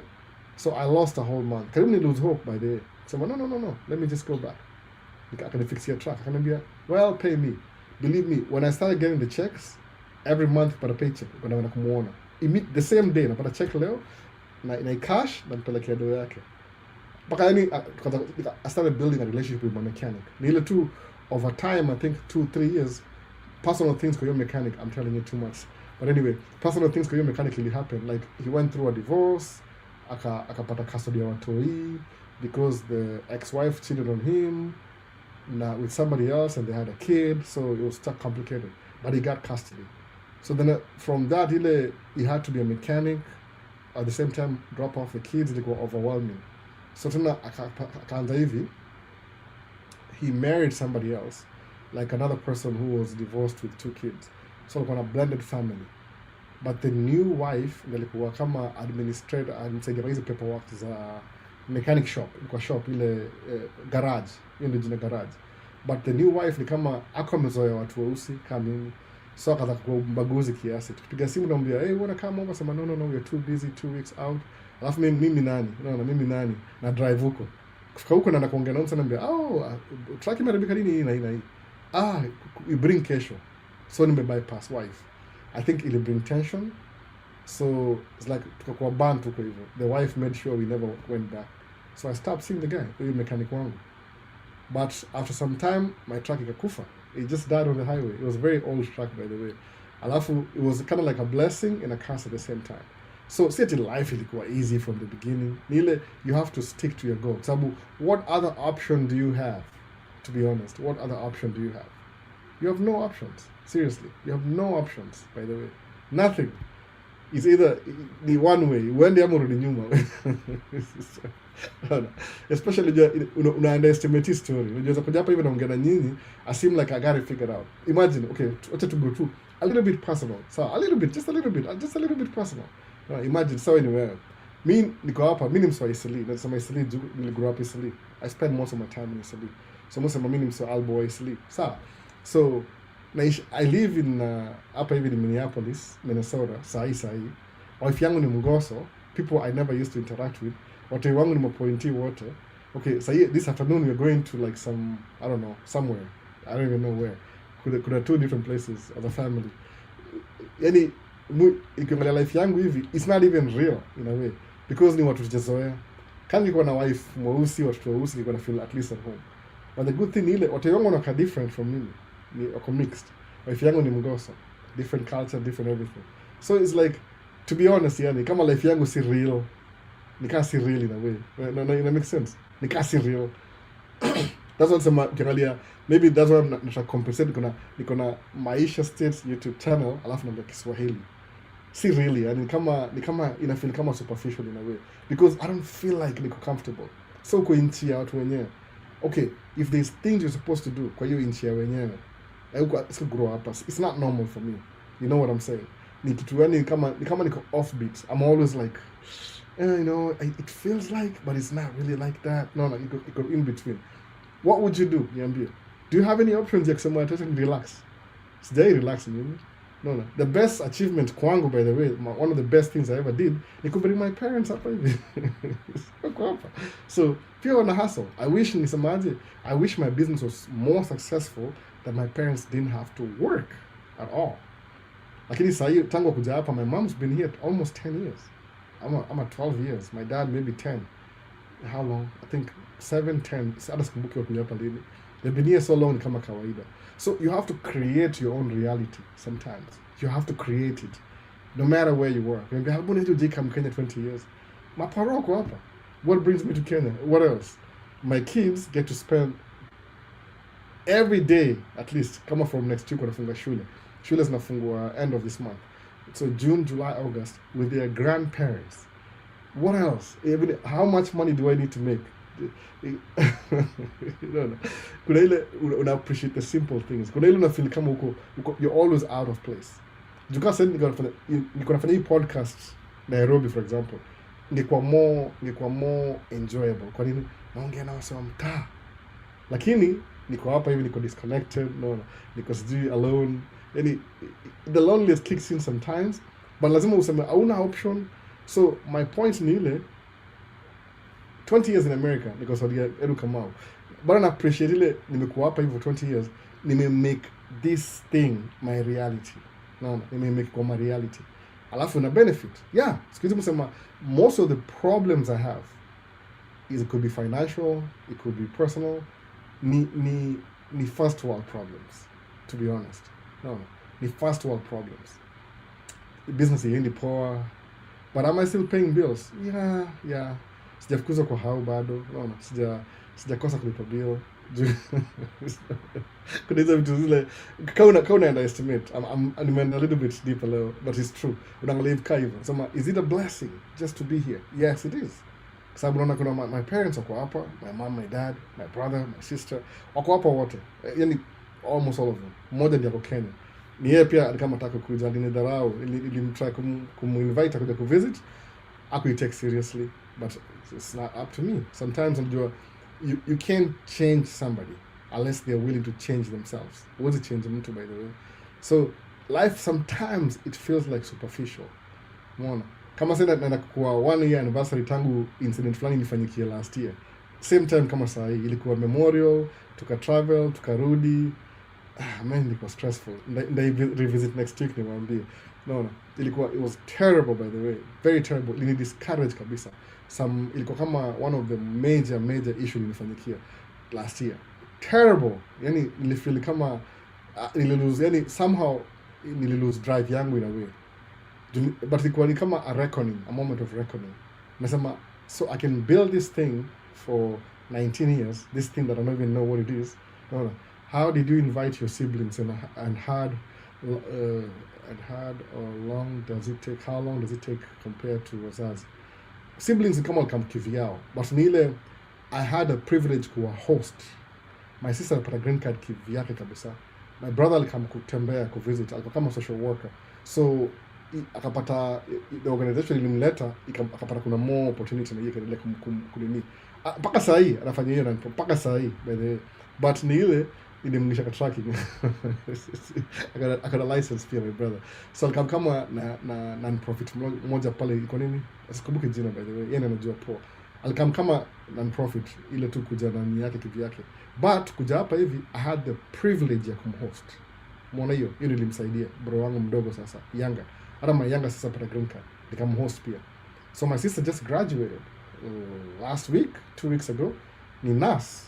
Kuna degree in nursing. So kuna degree ngapi? Kuna degree 2 na masters moja. Yale ndio route ya shule. Kwa nini? Because of my parents wako na yeye. So it's a good thing though. Kuanzia saa hii my sister, I don't think she'll ever be broke again. Amekaa hapa how long? Maybe 10 years pia. Graduate. Alikamna degree na masters, tena kuna degree nyingine ya nursing. Kwa nini? Nursing iko more available than ile angena na yeye itwaje hizo business degree na sikumbuki degree zake ni gani. Akona masters in something. But saa hii anatumia zile degree zake za Kenya, yani ame go through school imekuwa easy kwa sababu skip some semesters. because ile ma general skip zote akaingia tu ile straight nursing. Sasa ni nurse. No. Now I don't know where she's going to be next year, but me I'm happy that she's doing that. Kama najua ama ajui sitaki jua, it's a good feeling when your siblings wako on track. No. Alafu all of us watoto wetu wako 15 hivi 16 wote. The oldest, I think my daughter is the oldest kwa sibling kwa familia. Alafu my son is the eldest sibling, so mi ni second born, but mi nilifungua ukurasa wa grandkids. My mom used to wish tupate grandkids lini. 1 year akapata sijui 4 all of a sudden. So ni kitu yangu una create your own reality. You create it. Naweza sema hivyo. I'm not saying it's going to be easier. It could be different from mine. But ile kama yangu ni blueprint, if it's a blueprint, ina show it's possible. Ile think about hizi vitu. Mimi niko na what's the name for that? Ni gani ile? Manifest. Niko na manifest na kwa states. Manifestation. It drives me crazy. Niko napeleka mabesti yangu airport, wanapana wanaenda Australia, wengine UK, wengine US, wengine Canada. Nikapata yani at some point I was the only one left. Nimesindikiza watu mpaka I'm the only one left. So nilipata green card. Imagine sasa kitu kama hiyo, yani persistently. Kusema tu to mimi I think nikienda nitoka Kenya ndio life yangu itakuwa different. I used to sijini procrastination kila kitu. Nisahau by the way sometimes. I called my friend niko hapa US kama 3-4 years hivi. Nikapata namba yake ya simu, nikampigia simu. Kaniambia, "Hey, uko wapi siku hizo ulipotea wewe?" Nikamwambia, "Niko States." "What?" Kaniambia, "Unajua how many times kuna neighbor utaenda States?" Nikamwambia, "Sikumbuki." Kaniambia, "Wewe uko na hata kafikiri umeenda already. Hata I guess so umepotea labda uko huko." Nikamwambia, "Niko huko already." "What?" Hivyo. No. So lazima kitu una manifest. Uko na hiyo plan kwa kichwa yako. Ukiwacha kubother sana alafu you take some action, unajipata exactly where you want to be. No. It might seem superficial sometimes when you're thinking about it from where you are. Hata kwa business. Sasa mimi ni nani? Nina business yani ati. Hata mimi wife yangu na business pia. Sio sote tuna business sisi wote. Ni ile kile tufanya hapa construction, kuna 2 options. Either ukue dere ama ununue gari yako. Unaona? Lakini kununua gari yako si ati ni guarantee kupata pesa. Ni ile ukinunua gari yako unajifungua ni hivi. Ukua dere ni kama kuna mtu, somebody determines where you work. Ukua na gari yako unajifungua kwa wama contractor. Through broker, through somebody else, yani inakuwa more opportunities. Kwa sababu pata mimi niko job Friday, wasa wamepoa wote mimi niko job. Kwa nini? Juu contractor moja aliniambia niaje, hatukumaliza job jana, we need 1 truck. Si kuje? Niambia, sawa nakuja. Au tuna job moja ya usiku 4 hours. Kuja tuchukue snow, naenda. Naona? Inapatia more opportunities. Alafu unajua ile uko na more opportunity, una build trust na hawa say. Jukako na best yangu mmoja, jina yake ni Joe, sema tu Joe si do job na yeye. Huyo msee ni hard working. Joe ni hard working. Hata sasa kama na watch, but Joe ni hard working. Ambaye track yake ya pili saa hii. Na hii track ya pili amepewa the worst deal ever. But vile nimemba hiyo track ambaye Joe, sikiza. Hiyo track ya pili hiyo uko sawa, usijali. Na Joe hiyo work ethic yako, utakuwa sawa, unaona? Walimpatia payment ya 2 years. A pay off track na 2 years. Which means payment yake per month ni iko very high. But kuna gari mbili, unaona? Alafu kuna vitu amemake, nikamwambia msee usiogope, uko sawa. Akasema tena, mazuri msampo deal mbaya. Nikamwambia hapana. Sometimes kila mtu ana path yake ya hii road, kila mtu ana path yake, unaona? Usicompare, tumia path ya mtu mwingine kama encouragement, but be willing kufuata yako and wherever it takes you. Unaona hivyo? Kwa kama uanze worse than mimi, for example, kama mimi ndio example, alafu of 2 years ukue 10 times better than mimi. Tami nikakwambia niaje msee ni hook up na Joe. Unaona? Na mimi nauli hata kama ni ku encourage na mimi. Which is okay by the way. Kwa sababu msemaje? I'm not the type nisemaje. This is how nikuja States, alafu nitoengaze nisikumengaze ndio mtu mwingine asikuje hapa hivi. Ukiambiwa ati kama niona hiyo video moja ya nani ya hiyo visa ya CD1 ama C1D. Nani anaongea Owen for TikTok. Anaambia wase, okay, amesambia wase kuja mfanya job kwa cruise ship. Ni very competitive. Anything kwa cruise ship by the way. Juni kama a moving hotel. Utakuja kama the first year unaosha floor. Wewe ni mtu wa cleaning. Who cares man? Jitoe mali huko, jipeleke place. Sababu angalia hivi, msabanga hivi. Okay, I have kids, niko na wife, niko na mother, so pay me $10,000. to clean your toilets. Mse, hizo choo zitakuwa sparkling daily. Unaweza kula kachoo, unaona? Just give me the money. Nikuwe naosha choo yako tu. Pay me 10,000 per month kuosha choo. Hiyo choo, acha tu. As long as na exist, haitakuwa hata na spot moja. Unaona hivyo? That's what I'm saying, by the way. It doesn't matter. Pay me to clean the streets. I don't care. You guns, you can naifanya tu. Sababu ni job tu. It doesn't take, mostly kwa job 24 hours, kwa job ni 8 hours. Na in my case, jumu run track yangu kivyangu, so work kama hata 14 hours a day. Alafu unasutaka kulala. That's why weekend inakuwa hard to do anything siku hizi. Kama siku hizi una videos, make video by the way, to be honest. Ni ile zimekuwa so outdated mpaka nimewachana nazo. Because when I come home like this, my daughter hajaniona, anaanza na mimi, daddy, this, daddy, ananiambia story. I don't even know what she's saying, but anataka kuniambia how her day was. Unaona? Sijui anasema nini, but it doesn't matter. She needs me around. Unaona? Period. So kiambo ati cruise ship kuna sijui mashida. Come experience hiyo shida wewe mwenyewe. Useme, I came, I saw, I did not conquer, but I experienced something. Sijui. Come experience mwenyewe. Usisikie mse negative Nancy anakuambia ati kuna mashida mingi. Wapi kwa life hakuna shida? Hebu niambie one place hakuna shida. Give me one place hakuna shida. Mimi nimeanza na tracking, nimeget loan, by the way. First of all, nianza hivi. It's very true. Kazi ni kazi. One has to have a positive attitude. Right. The color is green, Benjamin. It's true, by the way. Angalia part yangu ya tracking. Nimekamuku hivi, nimeanza na 2 jobs. Moja iko kwa nilipo $7, ingine nilipo sijui $12. Hiyo $12 nimekuwa fired. I was fired, by the way. The first job in America nilikuwa fired for some very stupid reason. Nilishawambia. I was fired. Nikabaki na job ya $7. So path yangu ijakuwa straight. Ile path ya kubuild vitu ya konga up. Iseme 2 steps forward, 3 steps back. 3 steps forward, 1 step back. 4 steps forward, 2 steps back. But ukiangalia vizuri kabisa ukiangalia ile forward ni ngapi unapata zile umeenda forward minus zile backtrack, there are more. No. Any movement is progress. Kijangalia mali nilikuwa nikasema tu yani siku hizi mu maintain a household, ina watoto na kila kitu. Sometimes iko broke kabisa, una get chapa, unalipa kila kitu na inaenda kila kitu. Yaani ulipoa chapa, boom, imekuja end month, umelipa everything na chapa imekuingia imekutoka. So ni learn something. Kama when I was single nilibuy hizo speaker na DJ. Unaona?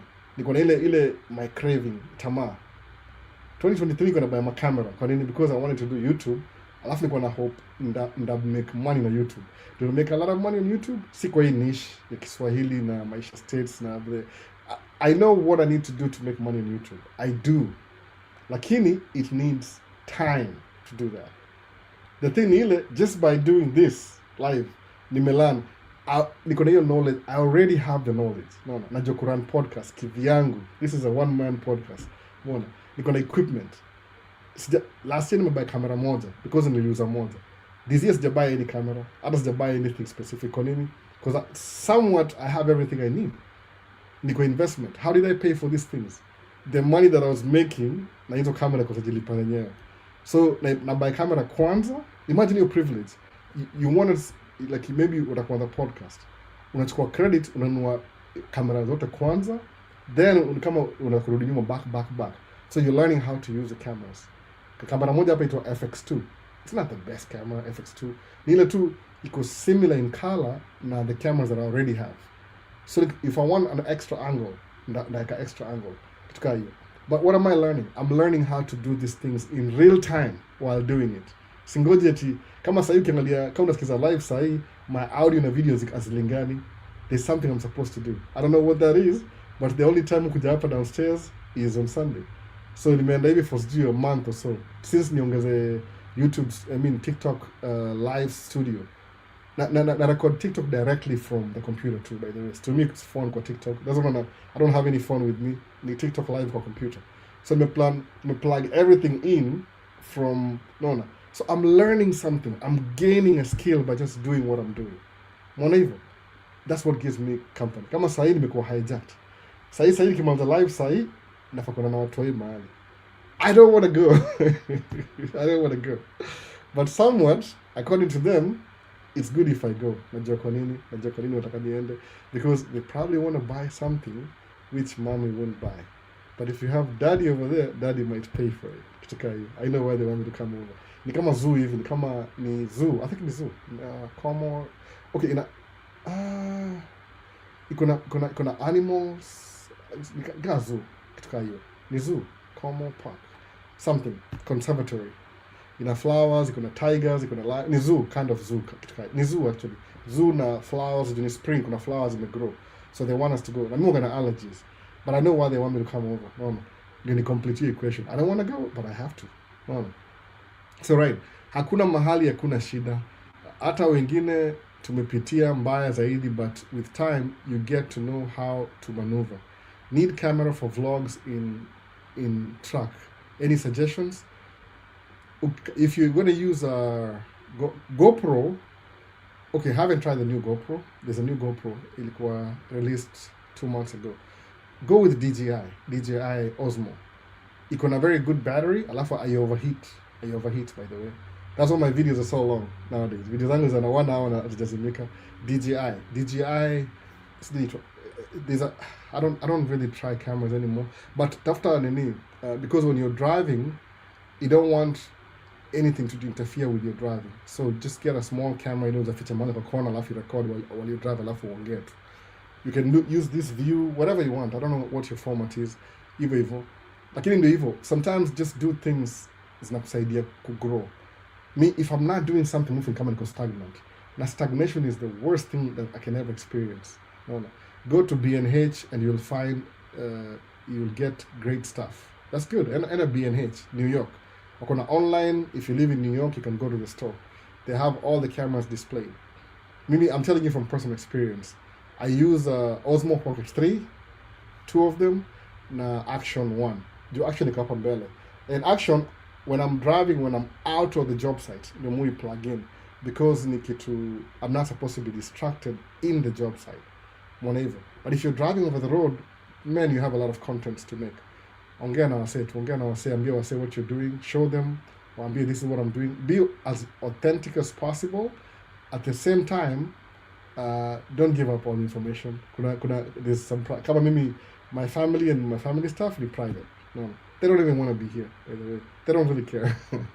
They only show up when they want to disrupt my life because I'm supposed to go somewhere. Kama Said, niko na how many minutes before they come looking? 20 minutes. Alafu akanitafuta.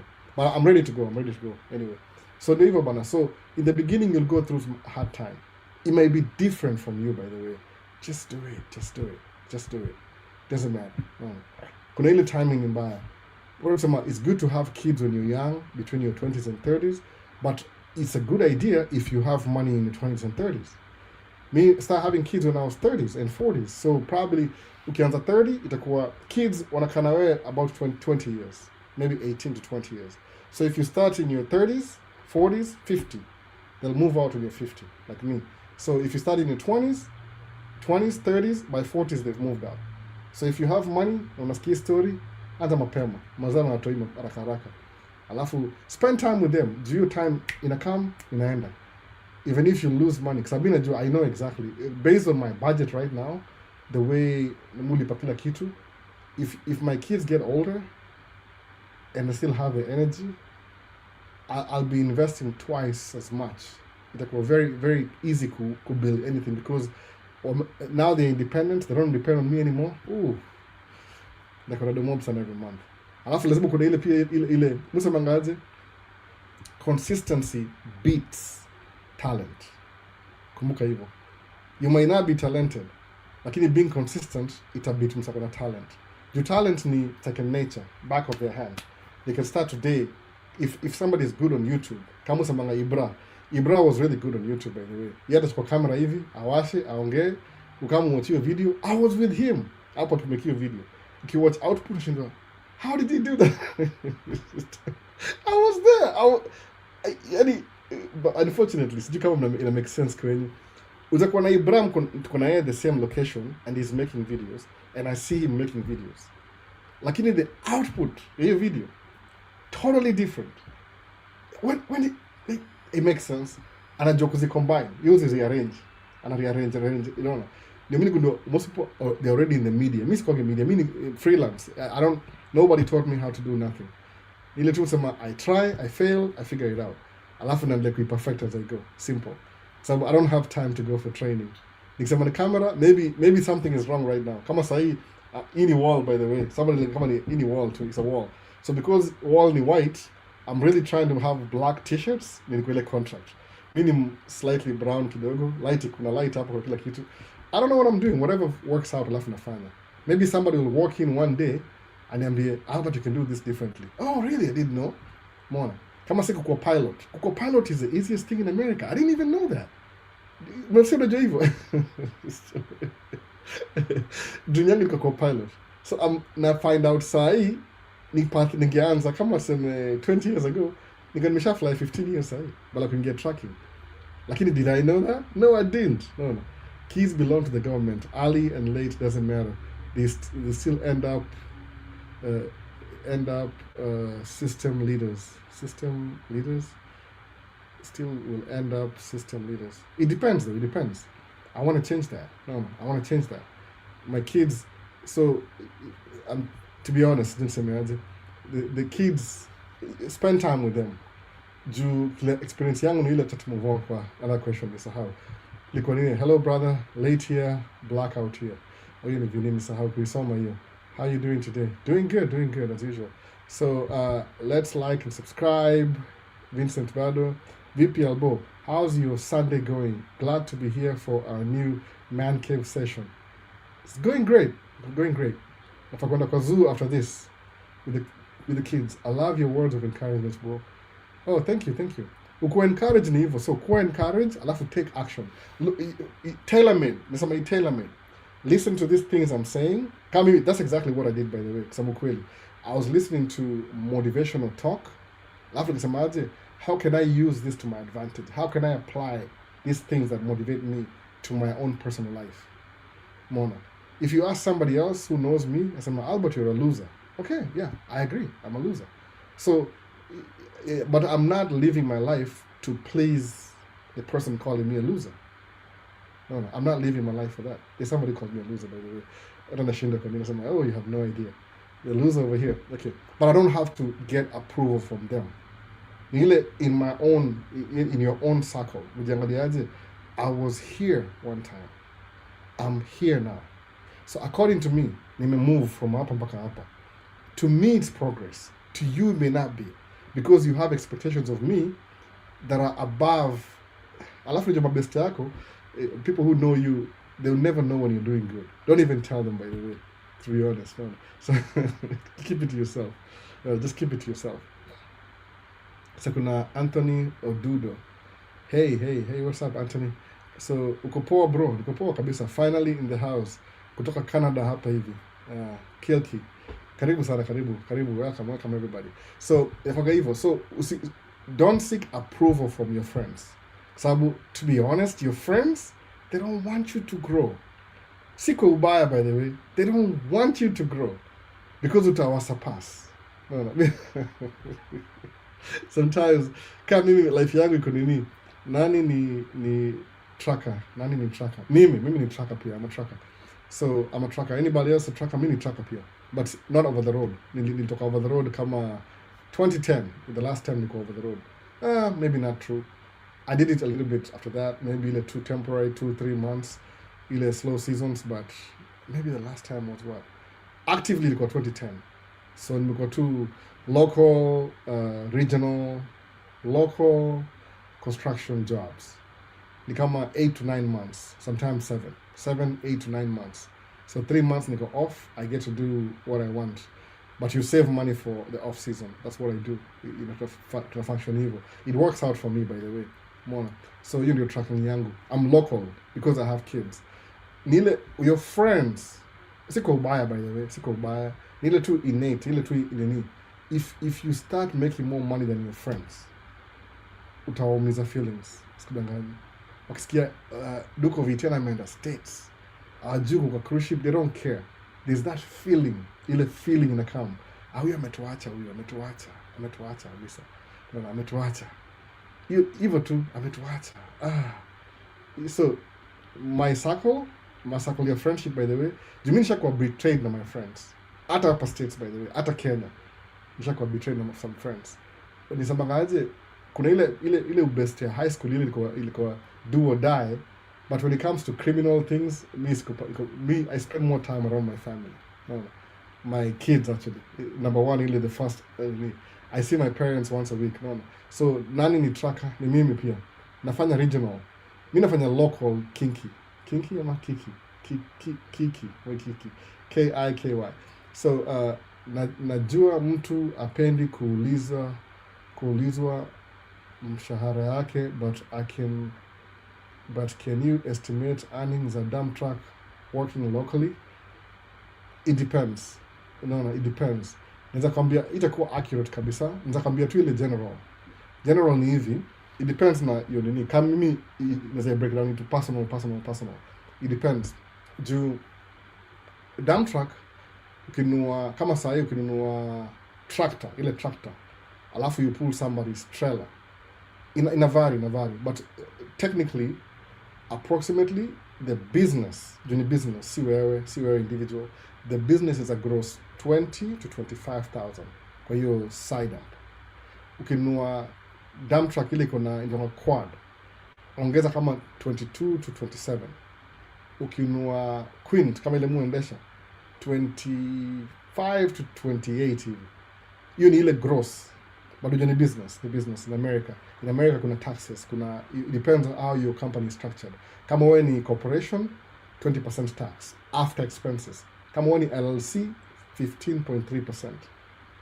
No. Usimake your mistake ya kuanza business na ujui how the whole thing works, because the government will require you to do that. No. The government. So angalia hapa. Hii ni very interesting. Nikaongea juu ya Duke of Iten. Duke of Iten ndio hapa hivi. Glad to have the chance to meet this live. I'm viewing live from Cabo San Lucas, Mexico. Duke of Iten alikuwa Dubai, Middle East last year. Sasa yuko cruise ship. Ako Mexico and I watch Maisha stays from Mexico. Sasa kana watch Maisha stays from Middle East. Ile tu tumeongea hapa hivi, he took the initiative ku change life yake mwenyewe. Sasa yashafika Mexico. Mimi sijafika Mexico, by the way. Ile kama hiyo mali ameenda, hiyo place. Nishaingia tu border kidogo tu few miles in. Laredo huko hivyo na El Paso. Ameingia Mexico. Another world. Just like that. Alitake initiative. Duke of Iten. Si mnamkumbuka wasako hapa hivi regular. Kwa YouTube hapa hivi, amecomment. Yuko cruise ship sasa na ndio. Atakuwa Kenya after 9 months or something, or low season. New experience, new ideas. Amecomment sasa. I'm glad amecomment sana, by the way. Nimeongea sana juu yake. Amesikia. I'm encouraged. I'm happy for him. Now guess what? Duke of Iten akuwa more successful than mimi. Whatever that means. Ndaenda nimwambie msee nisaidie bana. Wewe ndio nikumbuke, usisahau. Because inamfungua macho sasa, inamfungua macho. There's nothing wrong with that. Hakuna competition hapa hivi. Kama wewe ni mtu mweusi, watu weusi tumeonewa sana the whole world. Siko ubaya, by the way. Ni inakuwa tu hivyo, kama kuna hiyo stereotype. So hakuna excuse ya kutokuwork hard juu kama hapa hivi work twice as hard just to be average. Saa zingine. Do I let that bother me? No. Nasema, I mean, unfortunately, sema hivi, kama ulizaliwa Africa, ulichoose kuzaliwa Africa, hapana. So if I have to work twice as hard just to be average, well, it's my life, I'll just do that. Nasema ni strive kukua, maybe my kids will have a better chance than me. Wata work as usual kwa average, itakuwa equality. But sahi, it's not the case. You don't let that stop you, Inakuprevent nini. Utasema, I'll just pause and go wallow in self-pity. Nimeonea hapa tuna shida. Who cares, man? Wewe angalia opportunity. Ndio pale hivyo uanzie kama cruise ship ukuwe captain wa cruise ship. Kama sasa watu wao fly ndege au nini. Ndio hiyo visa ya kuingia hapa hivi states ya C1D ama CD1. Hiyo unakamkudu job hapa states na visa. It's very easy to get that visa because ukam ku immigrate unakamkudu job. My pilots are gonna kitu pia. Helicopter pilot seems more fun, especially owner operated on a ranch. I'm on it training. Exactly, man. Do it, man.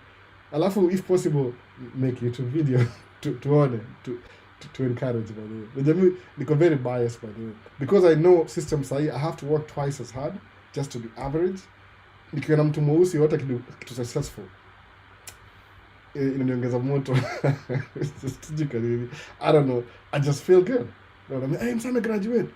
Kuna ile jealous, ile mtu si jealous, nimewachwa. Me, I don't care about that anymore. Nimekula ngumu mpaka najua ile kama Said COVID-10. I'm so happy for him. Yeye anasema alikuwa encourage kwa man cave talk. But guess what? What did we do over here? Alikuwa encourage kwa man cave talk yeye mwenyewe. Then he took the initiative. So he should be proud of himself.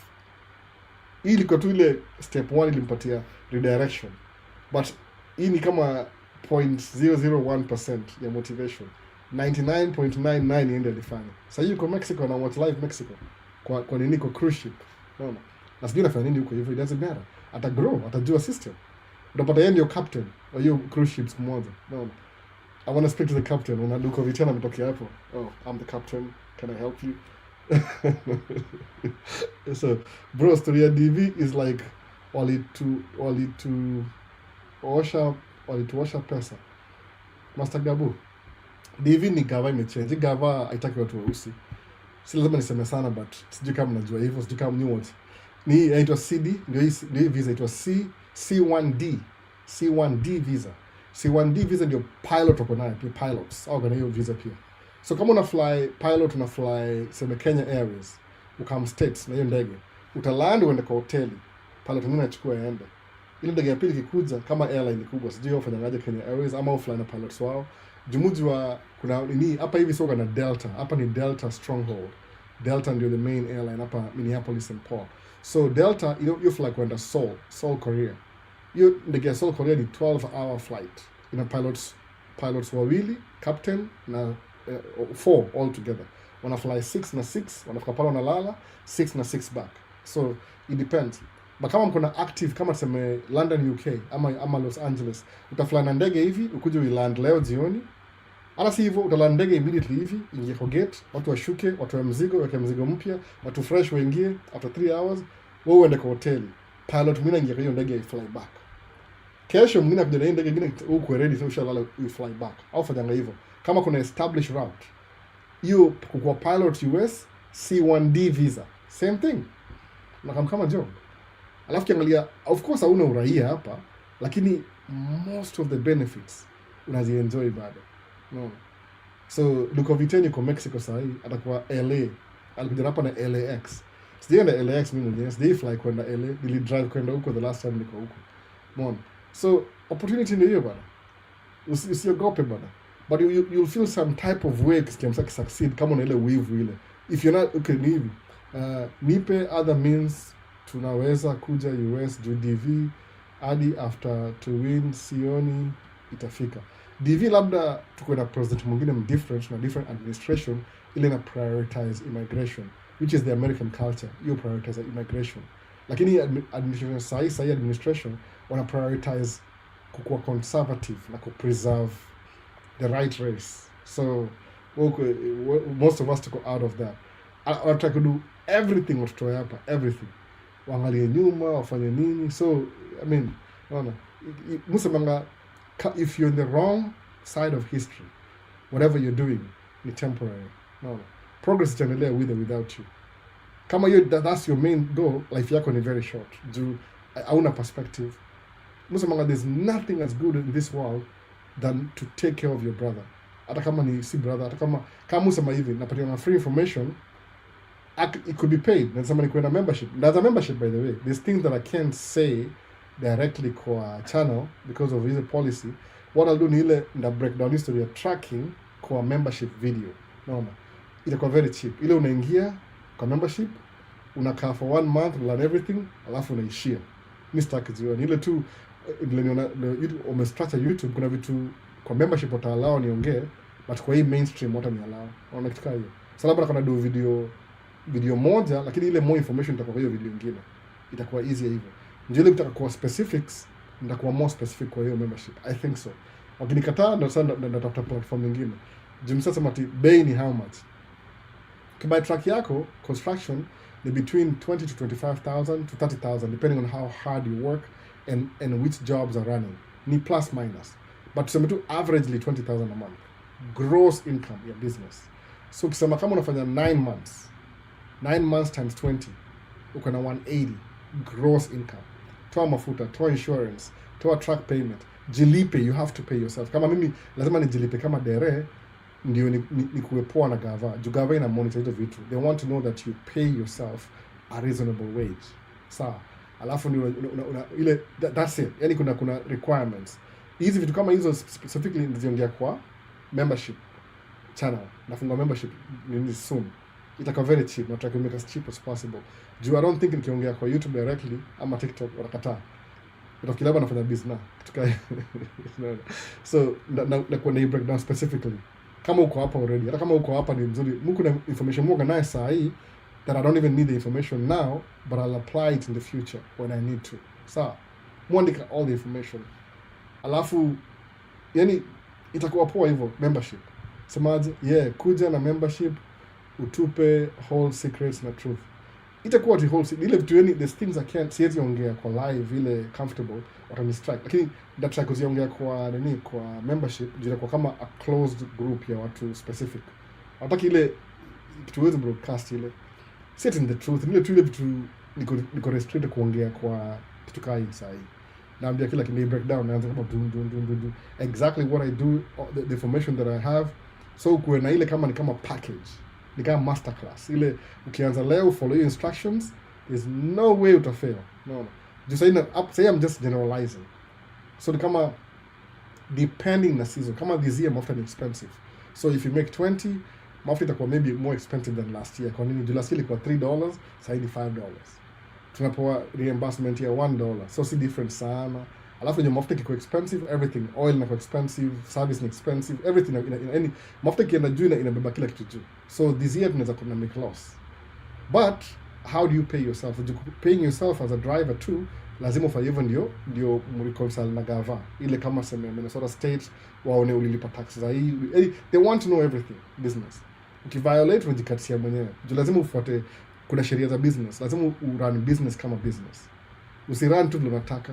Hiyo kama utarun your business for 1 year alafu shut down. Alafu statistically business mpya hizo fail within the first 3 years of establishment. So mimi nimekuwa more than 3 years. But so dangaje nikianza nili owe taxes vibaya. I didn't know what I was doing. Nili owe taxes vibaya sana. All the time kama kujua nilifaa kuamend kwa sababu ilikuwa 3 year period, lakini sikuwa na time ya kuamend ikachelewa. So I had to pay a lot of money. Nimeanza business na debt. Nikalearn the hard way. Nikasema okay, unajua nini? Hii ndio price ya ujinga, kutojua, lack of information. So nika owe taxes 2 years in a row. Sikuwa najua kile nafanya because I was filing my taxes kama employee na mimi nilikuwa business.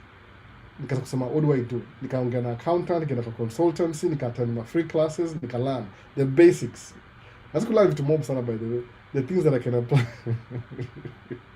As no wonder me self-taught. You drive your self-taught.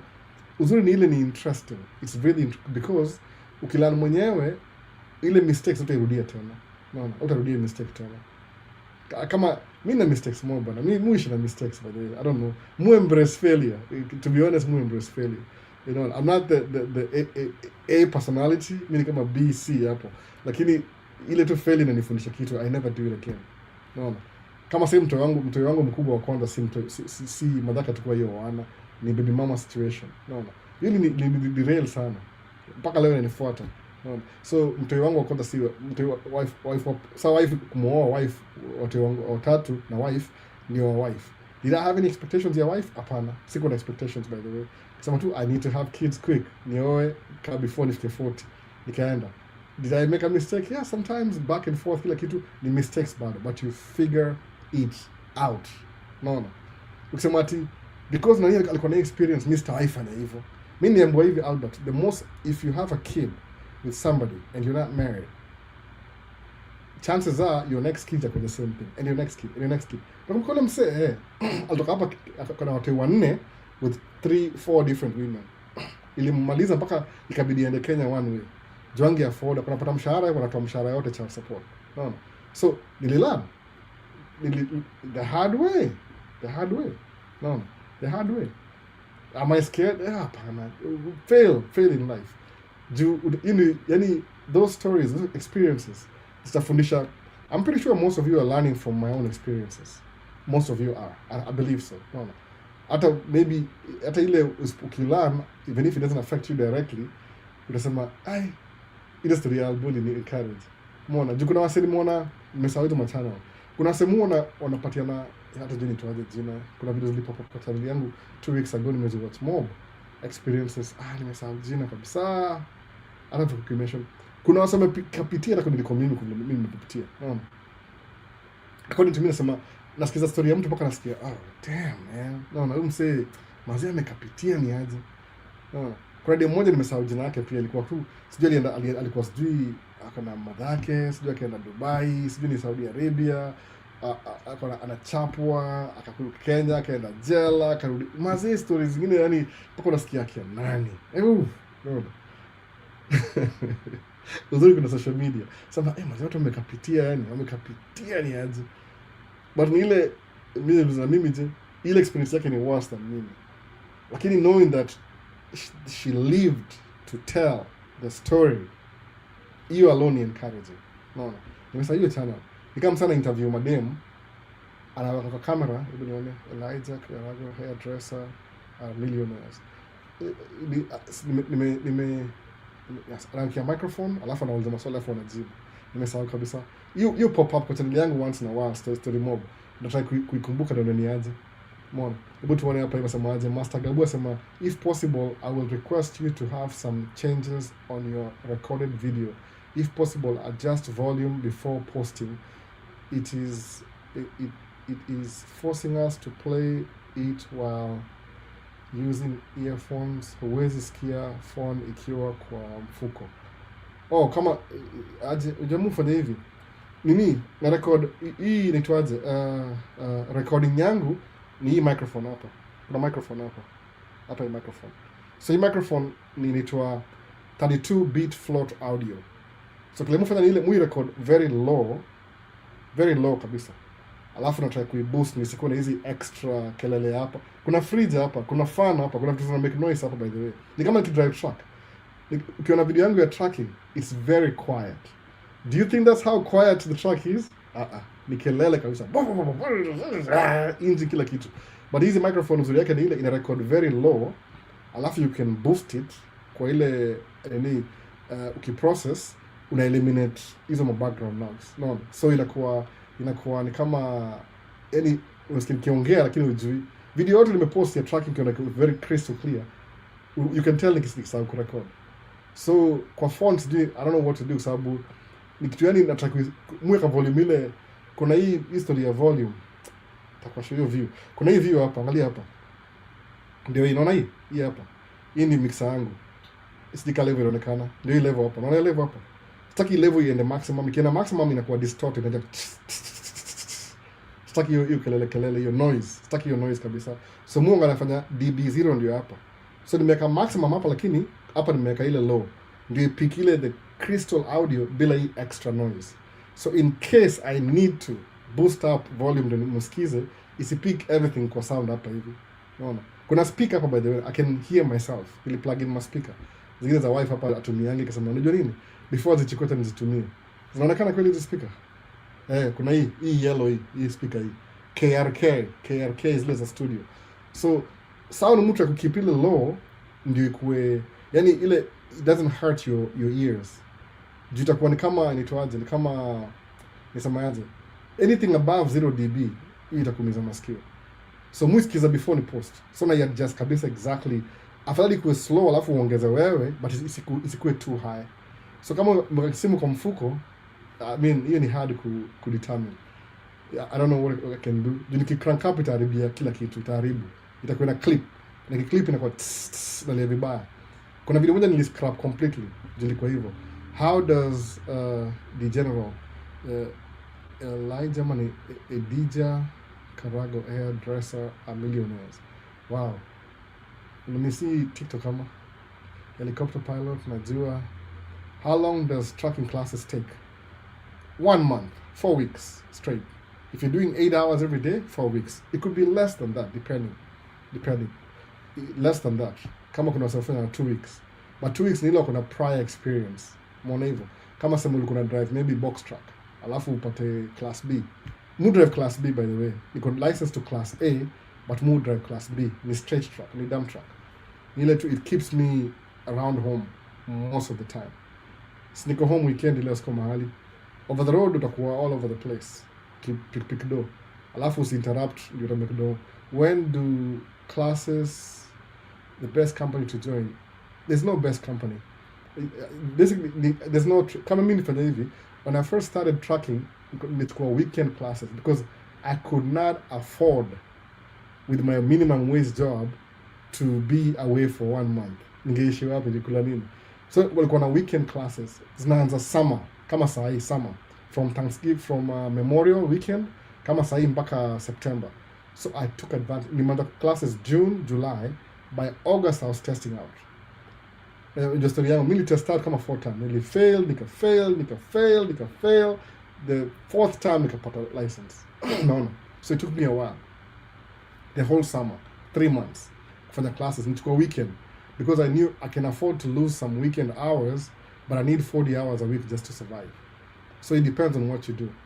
But ile hata kwa hiyo license, musema hivi, even if you have your career and everything, just have a license, have it. Ni license ya kawaida tu by the way. Si kama tu your driving license kawaida, ni ile uko na more certification ya ku drive heavy equipment. You never know when you might need it. You never know. When ni nurse, chukua license. Kwa nini? Because kuchukua license na wewe ni nurse, itakuwa easier for wewe kuwa na side hustle ya trucking because you already have the license. The bank will think you're buying the truck and you'll drive the truck, not knowing that you're buying the truck to hire a driver. Unaona hivyo. When in us, kuna license, inakuwa more leverage kununua truck. Kwa nini? Because you already have the license. Unaona hivyo sasa. Kuwa tu nayo. It's just a regular license by the way. No big deal. Unaona. A leash collection. Can ladies do trucking? My wife drives truck. 7 years now. No. She's been pregnant while driving truck. She had a baby the next day.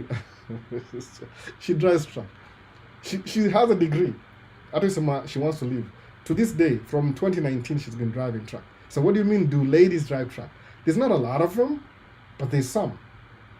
Kuna Mkenya hapa, siwezi mpenda jina because you penda private life. Alafu, if you're a lady driving truck, mimi as a man, if I see a lady ako stranded kwa job site, na gari mmwaribikia, except one lady. But all the other ladies except one. One huyo niligonga akanitukana.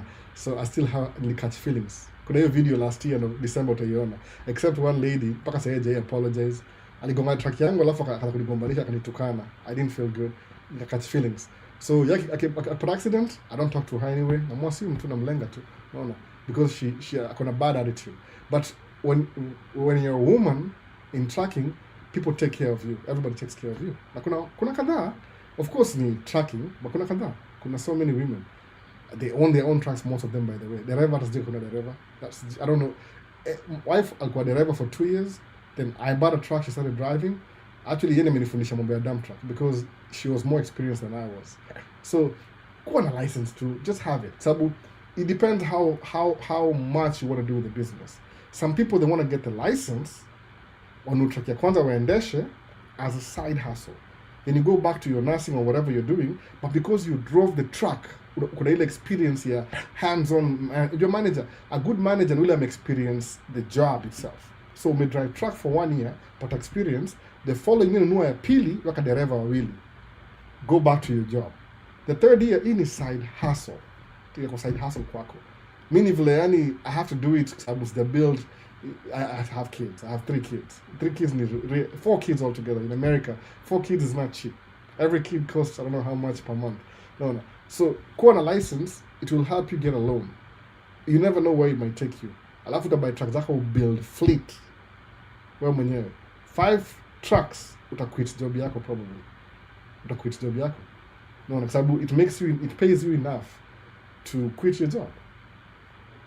Alafu kwa manager, alafu ndo kupata contracts wewe mwenyewe directly. Nimesema approximately you make 20,000 average gross income. Ukikuwa na 5 trucks, uende directly kwa hao contractor, you need 30,000 side, 30,000 a month. So we increase 10,000 extra because you have a fleet. So the more trucks you have, the more rewards you get. Do not eliminate middleman. Truck moja mbili lazima kuwe na middleman. Truck tano una cut off middleman. You need 30k a month. A month, by the way, gross income. Gross. See net, itwaje Kenya? Net gross. Gross net after expenses. So gross ni 30. So kama if I'm surviving with 20 sahi, like on expenses, labda kuna truck payment 5,000, insurance, whatever. Still, it's better than tunaenda shule for 1 month pata license, alafu una run for 1 year ufungue business yako. It's sijisemeaje, kuna advantages ukiwa self-employed and employee. Juu una control time yako, kuna benefits. Kuna disadvantages too, but I think advantages zina outweigh disadvantages. Naona unatumia a used truck ama unanunua new. If you're going to be driving the truck yourself in the beginning, nunua new. As you grow, fleet ya pili, second truck new, third, fourth you can buy used. Kwa nini? Kwa sababu truck tatu zina support hizo zingine. So one of my friend wangu, colleague, alikuwa na truck 7 last year. This year amenunua zingine 2. Sasa kuna 9 altogether. Aliniambiaje, I don't even need to work 6 months. I just need 4 months and I'm good for the whole year. Kwa nini? Because out of his 7 trucks, 3 of them go in payment, 4 ziko paid off in full. Amenunua 2 more. There's a reason why you do that. You mambo do that here, and I explain more when I start making videos kwa membership channel. Ndawaambia juu, I don't think I can speak hizo vitu sahihi hapa hivi. Ni poa in a controlled environment. Ndawaambia how you do that. Ni basically you have to do that. Yani kwa business ni ile, there's 2 things. When you make, wacha niseme kidogo tu, make a lot of money this year than last year, utapay more taxes. So the smart thing to do is to invest back into your business. No. How do you invest back into your business? Either ufungue ofisi, uchukue rental office. The best, by the way, ni to increase income. So the best way to increase income, if your business is tracking, is to buy another truck. Kwa nini? If one truck makes 20, ukibuy 2 ni 40. So dealing with 40, utakuwa na dereva pia, but still kuna ka fraction ka hiyo 40 ime increase from ile moja. Ukiwa na 3 ka fraction kama increase. Ukiwa na 4 ka fraction kama increase. So hizo kama ni 15%, hizo ime increase. Ukiwa na 5 sasa, ueliminate ile middleman, unapata ile 15% imekuwa 40%. Kwa nini? Because you have a fleet now. Una compete na wale watu wengine wote. Unaona hiyo difference sasa. So the growth. Mimi sina truck 5. I was hoping I'll have 5 by now, but things happen. But why if you drive? So see it ni wana, okay, please, I couldn't excuse bana. Nisemaje, as an immigrant, I wouldn't excuse. You have no excuse. Because like everything else, you have to work twice as hard just to be average. So what's your choice? I want a choice. No. I want a choice. So, sijisemeaje. Na hii ni mimi niko na 4 kids. Imagine uko single. Ama you have 1 kid na ako high school. Angalia scenario. Yani your monthly expenses si kama zangu ni more because niko na mortgage, niko na utilities, niko na watoi, wako na school fees, it's a lot of things. So tuko wawili, both me na wife na drive. Lakini pesa yake ni yake, yangu ni yangu. Mimi ndio bado nalipa kila kitu. Yake analipa student loans. She's only doing tracking mainly my wife to pay off her student loans. Akimaliza hivi ata move on. So mimi nasema when she moves on ndabuy trucks zake, ndachukua trucks zake kama nakuwa na 3 ndachukua, alafu mimi run truck yeye arudi shule full time. Umeona? Ukibuy truck kupata dereva ni rahisi. Local, gari local, kidding me? Dereva local, unapigiwa simu kila siku. I have like how many 4 5 phone calls every month. Nilisema squeeze sina dereva because my wife is driving.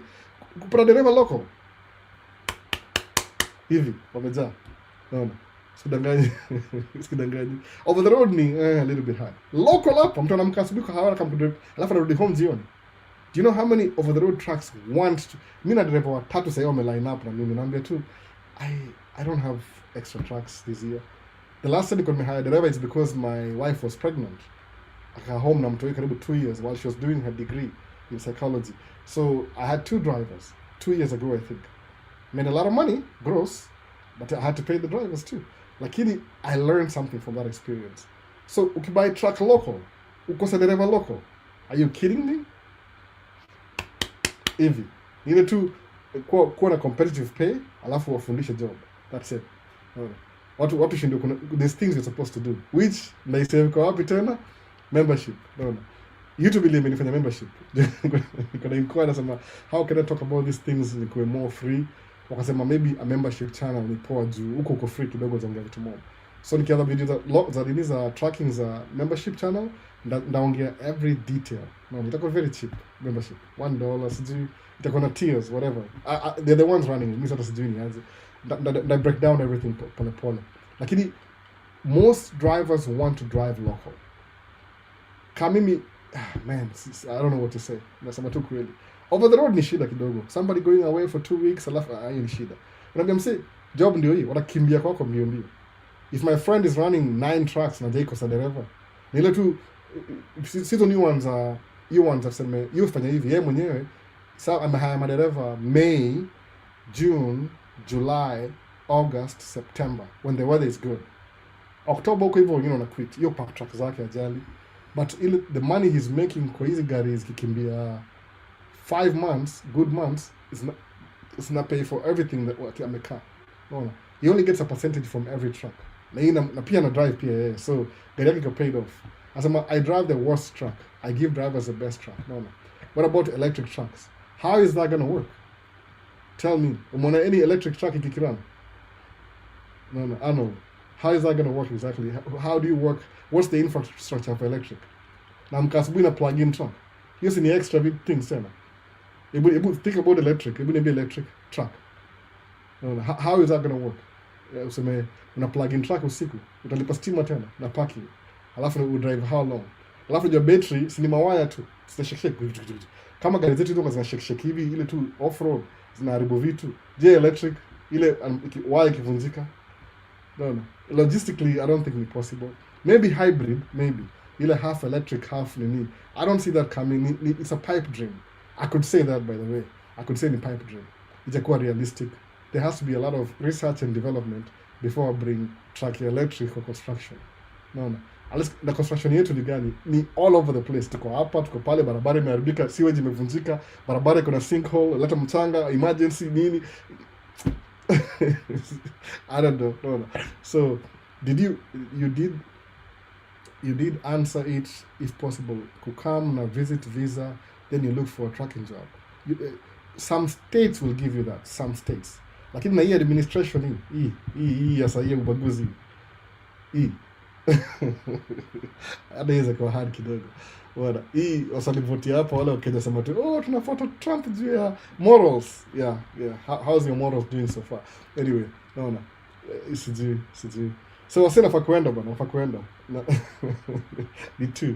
Nafaa kuenda kwa zoo or something. So before nikamkutafutwa, tamaliza. Then nimesema nda make video specifically break down the way tracking na work kwa membership channel. Same channel tu itakuwa tu membership videos. Ile tu naweza break down pole pole alafu itakuwa structured in a way. Naona. Alafu only the members watakuwa hiyo. Ni ile not everybody wants to know everything. Kama unataka specifics utapata huko hivyo. Naona. So what about kama matatu electric? Niambie vitakuwa kama matatu electric. Naona. What's the safe way to come there right now with Trump? Tafuta tu kama C1D visa, duko V10. C1D visa, you're the best. No, C1D. Good to see you there. Been a while, but that's how's life keeping on. Life iko poa kabisa. Huyu ni Alan Bill Clinton Ochieng, president hapa. Alan Bill Clinton Ochieng. Yeye ni president hapa, ni president. Apotea sana. Sijasema hiyo jina mara mingi. No. So best job which someone can work without pressure and freedom is which one? The one you create on your own. You look, we're self-employed. You're under less pressure. Because mimi, as much as the people I work for, wakuna expectations. But I still have my flexibility.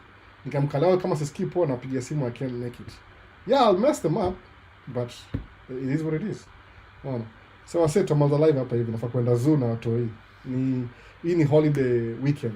So hivyo matatu electric ikiwa ni from point A to point B specific route. Itawaki hivyo kama ni point A to point B. But kama ni random hivi, hii ni program lazima uandike. It will take some time. Alafu ndio pia hizi manini nimeona vile AI inafanya kazi, data centers, hizi ma data centers za control AI, they suck up a lot of electricity. Kama tukibuild nini data center hapa kwetu, ilikuwa inatumia more electricity than all of us in this neighborhood combined kurun hiyo data center. So is it efficient kuwa na data center ya AI, or is it just cheaper to have human beings do it? I make sense unless kuna new technology. So to me, looking at that is a long way to go.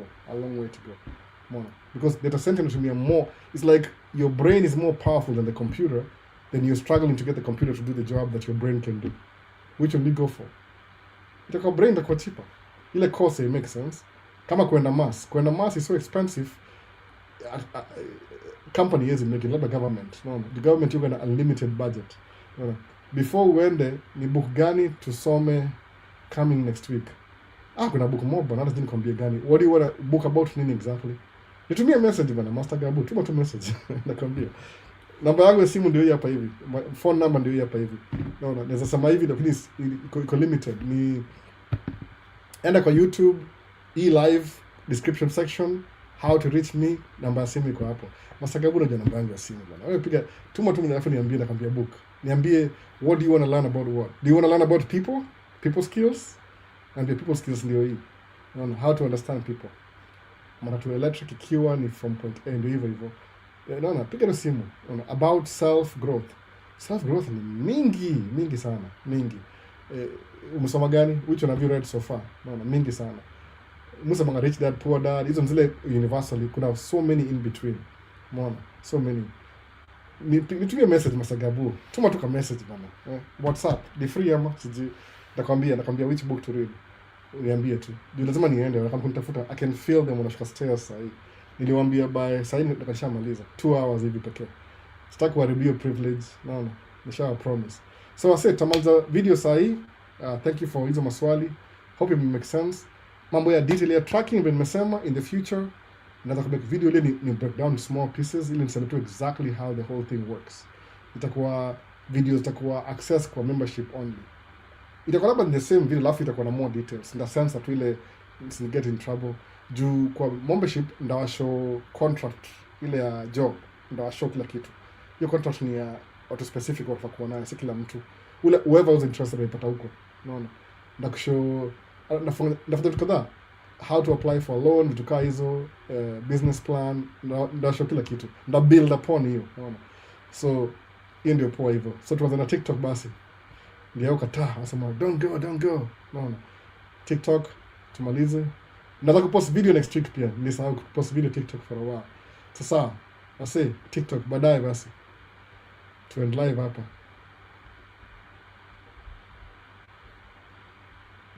Alafu ya mwisho, Gabu umesemaje? Hiyo ni namba iko WhatsApp ama ni SMS. Either way, kama uko States, it will be SMS. Lakini musema WhatsApp because international. WhatsApp si haina nini, aulipisho kitu yote juu ni WhatsApp, si ni Facebook. So ukinitumia WhatsApp niambie napatia book kadhaa. Unaona? Hata kama unataka book specifically, Master Gabu na niko nayo, naweza kutumia those jumbe kwa Kenya sahi. Ni expect kutuma kwa mail sahi. Nisema in the future naweza kupatia books sahi in the future. I'll be giving away books pia. Tushafika 10k, hiyo itakuwa the next objective. Nitakuwa napatia books after 10k, after kupatia camera. Now I'm going to giving out books. Itakuwa poa hivyo, books. Watu wasome. Kisha kusoma unapatiana pia. Sawa safe. Peace. Sitaka mkatiwa kama last week nilifukuzwa hapa hivi intentionally. See you next week. Ndapost video tracking kesho pia moja at least. Hebu tuone tushamaliza end live.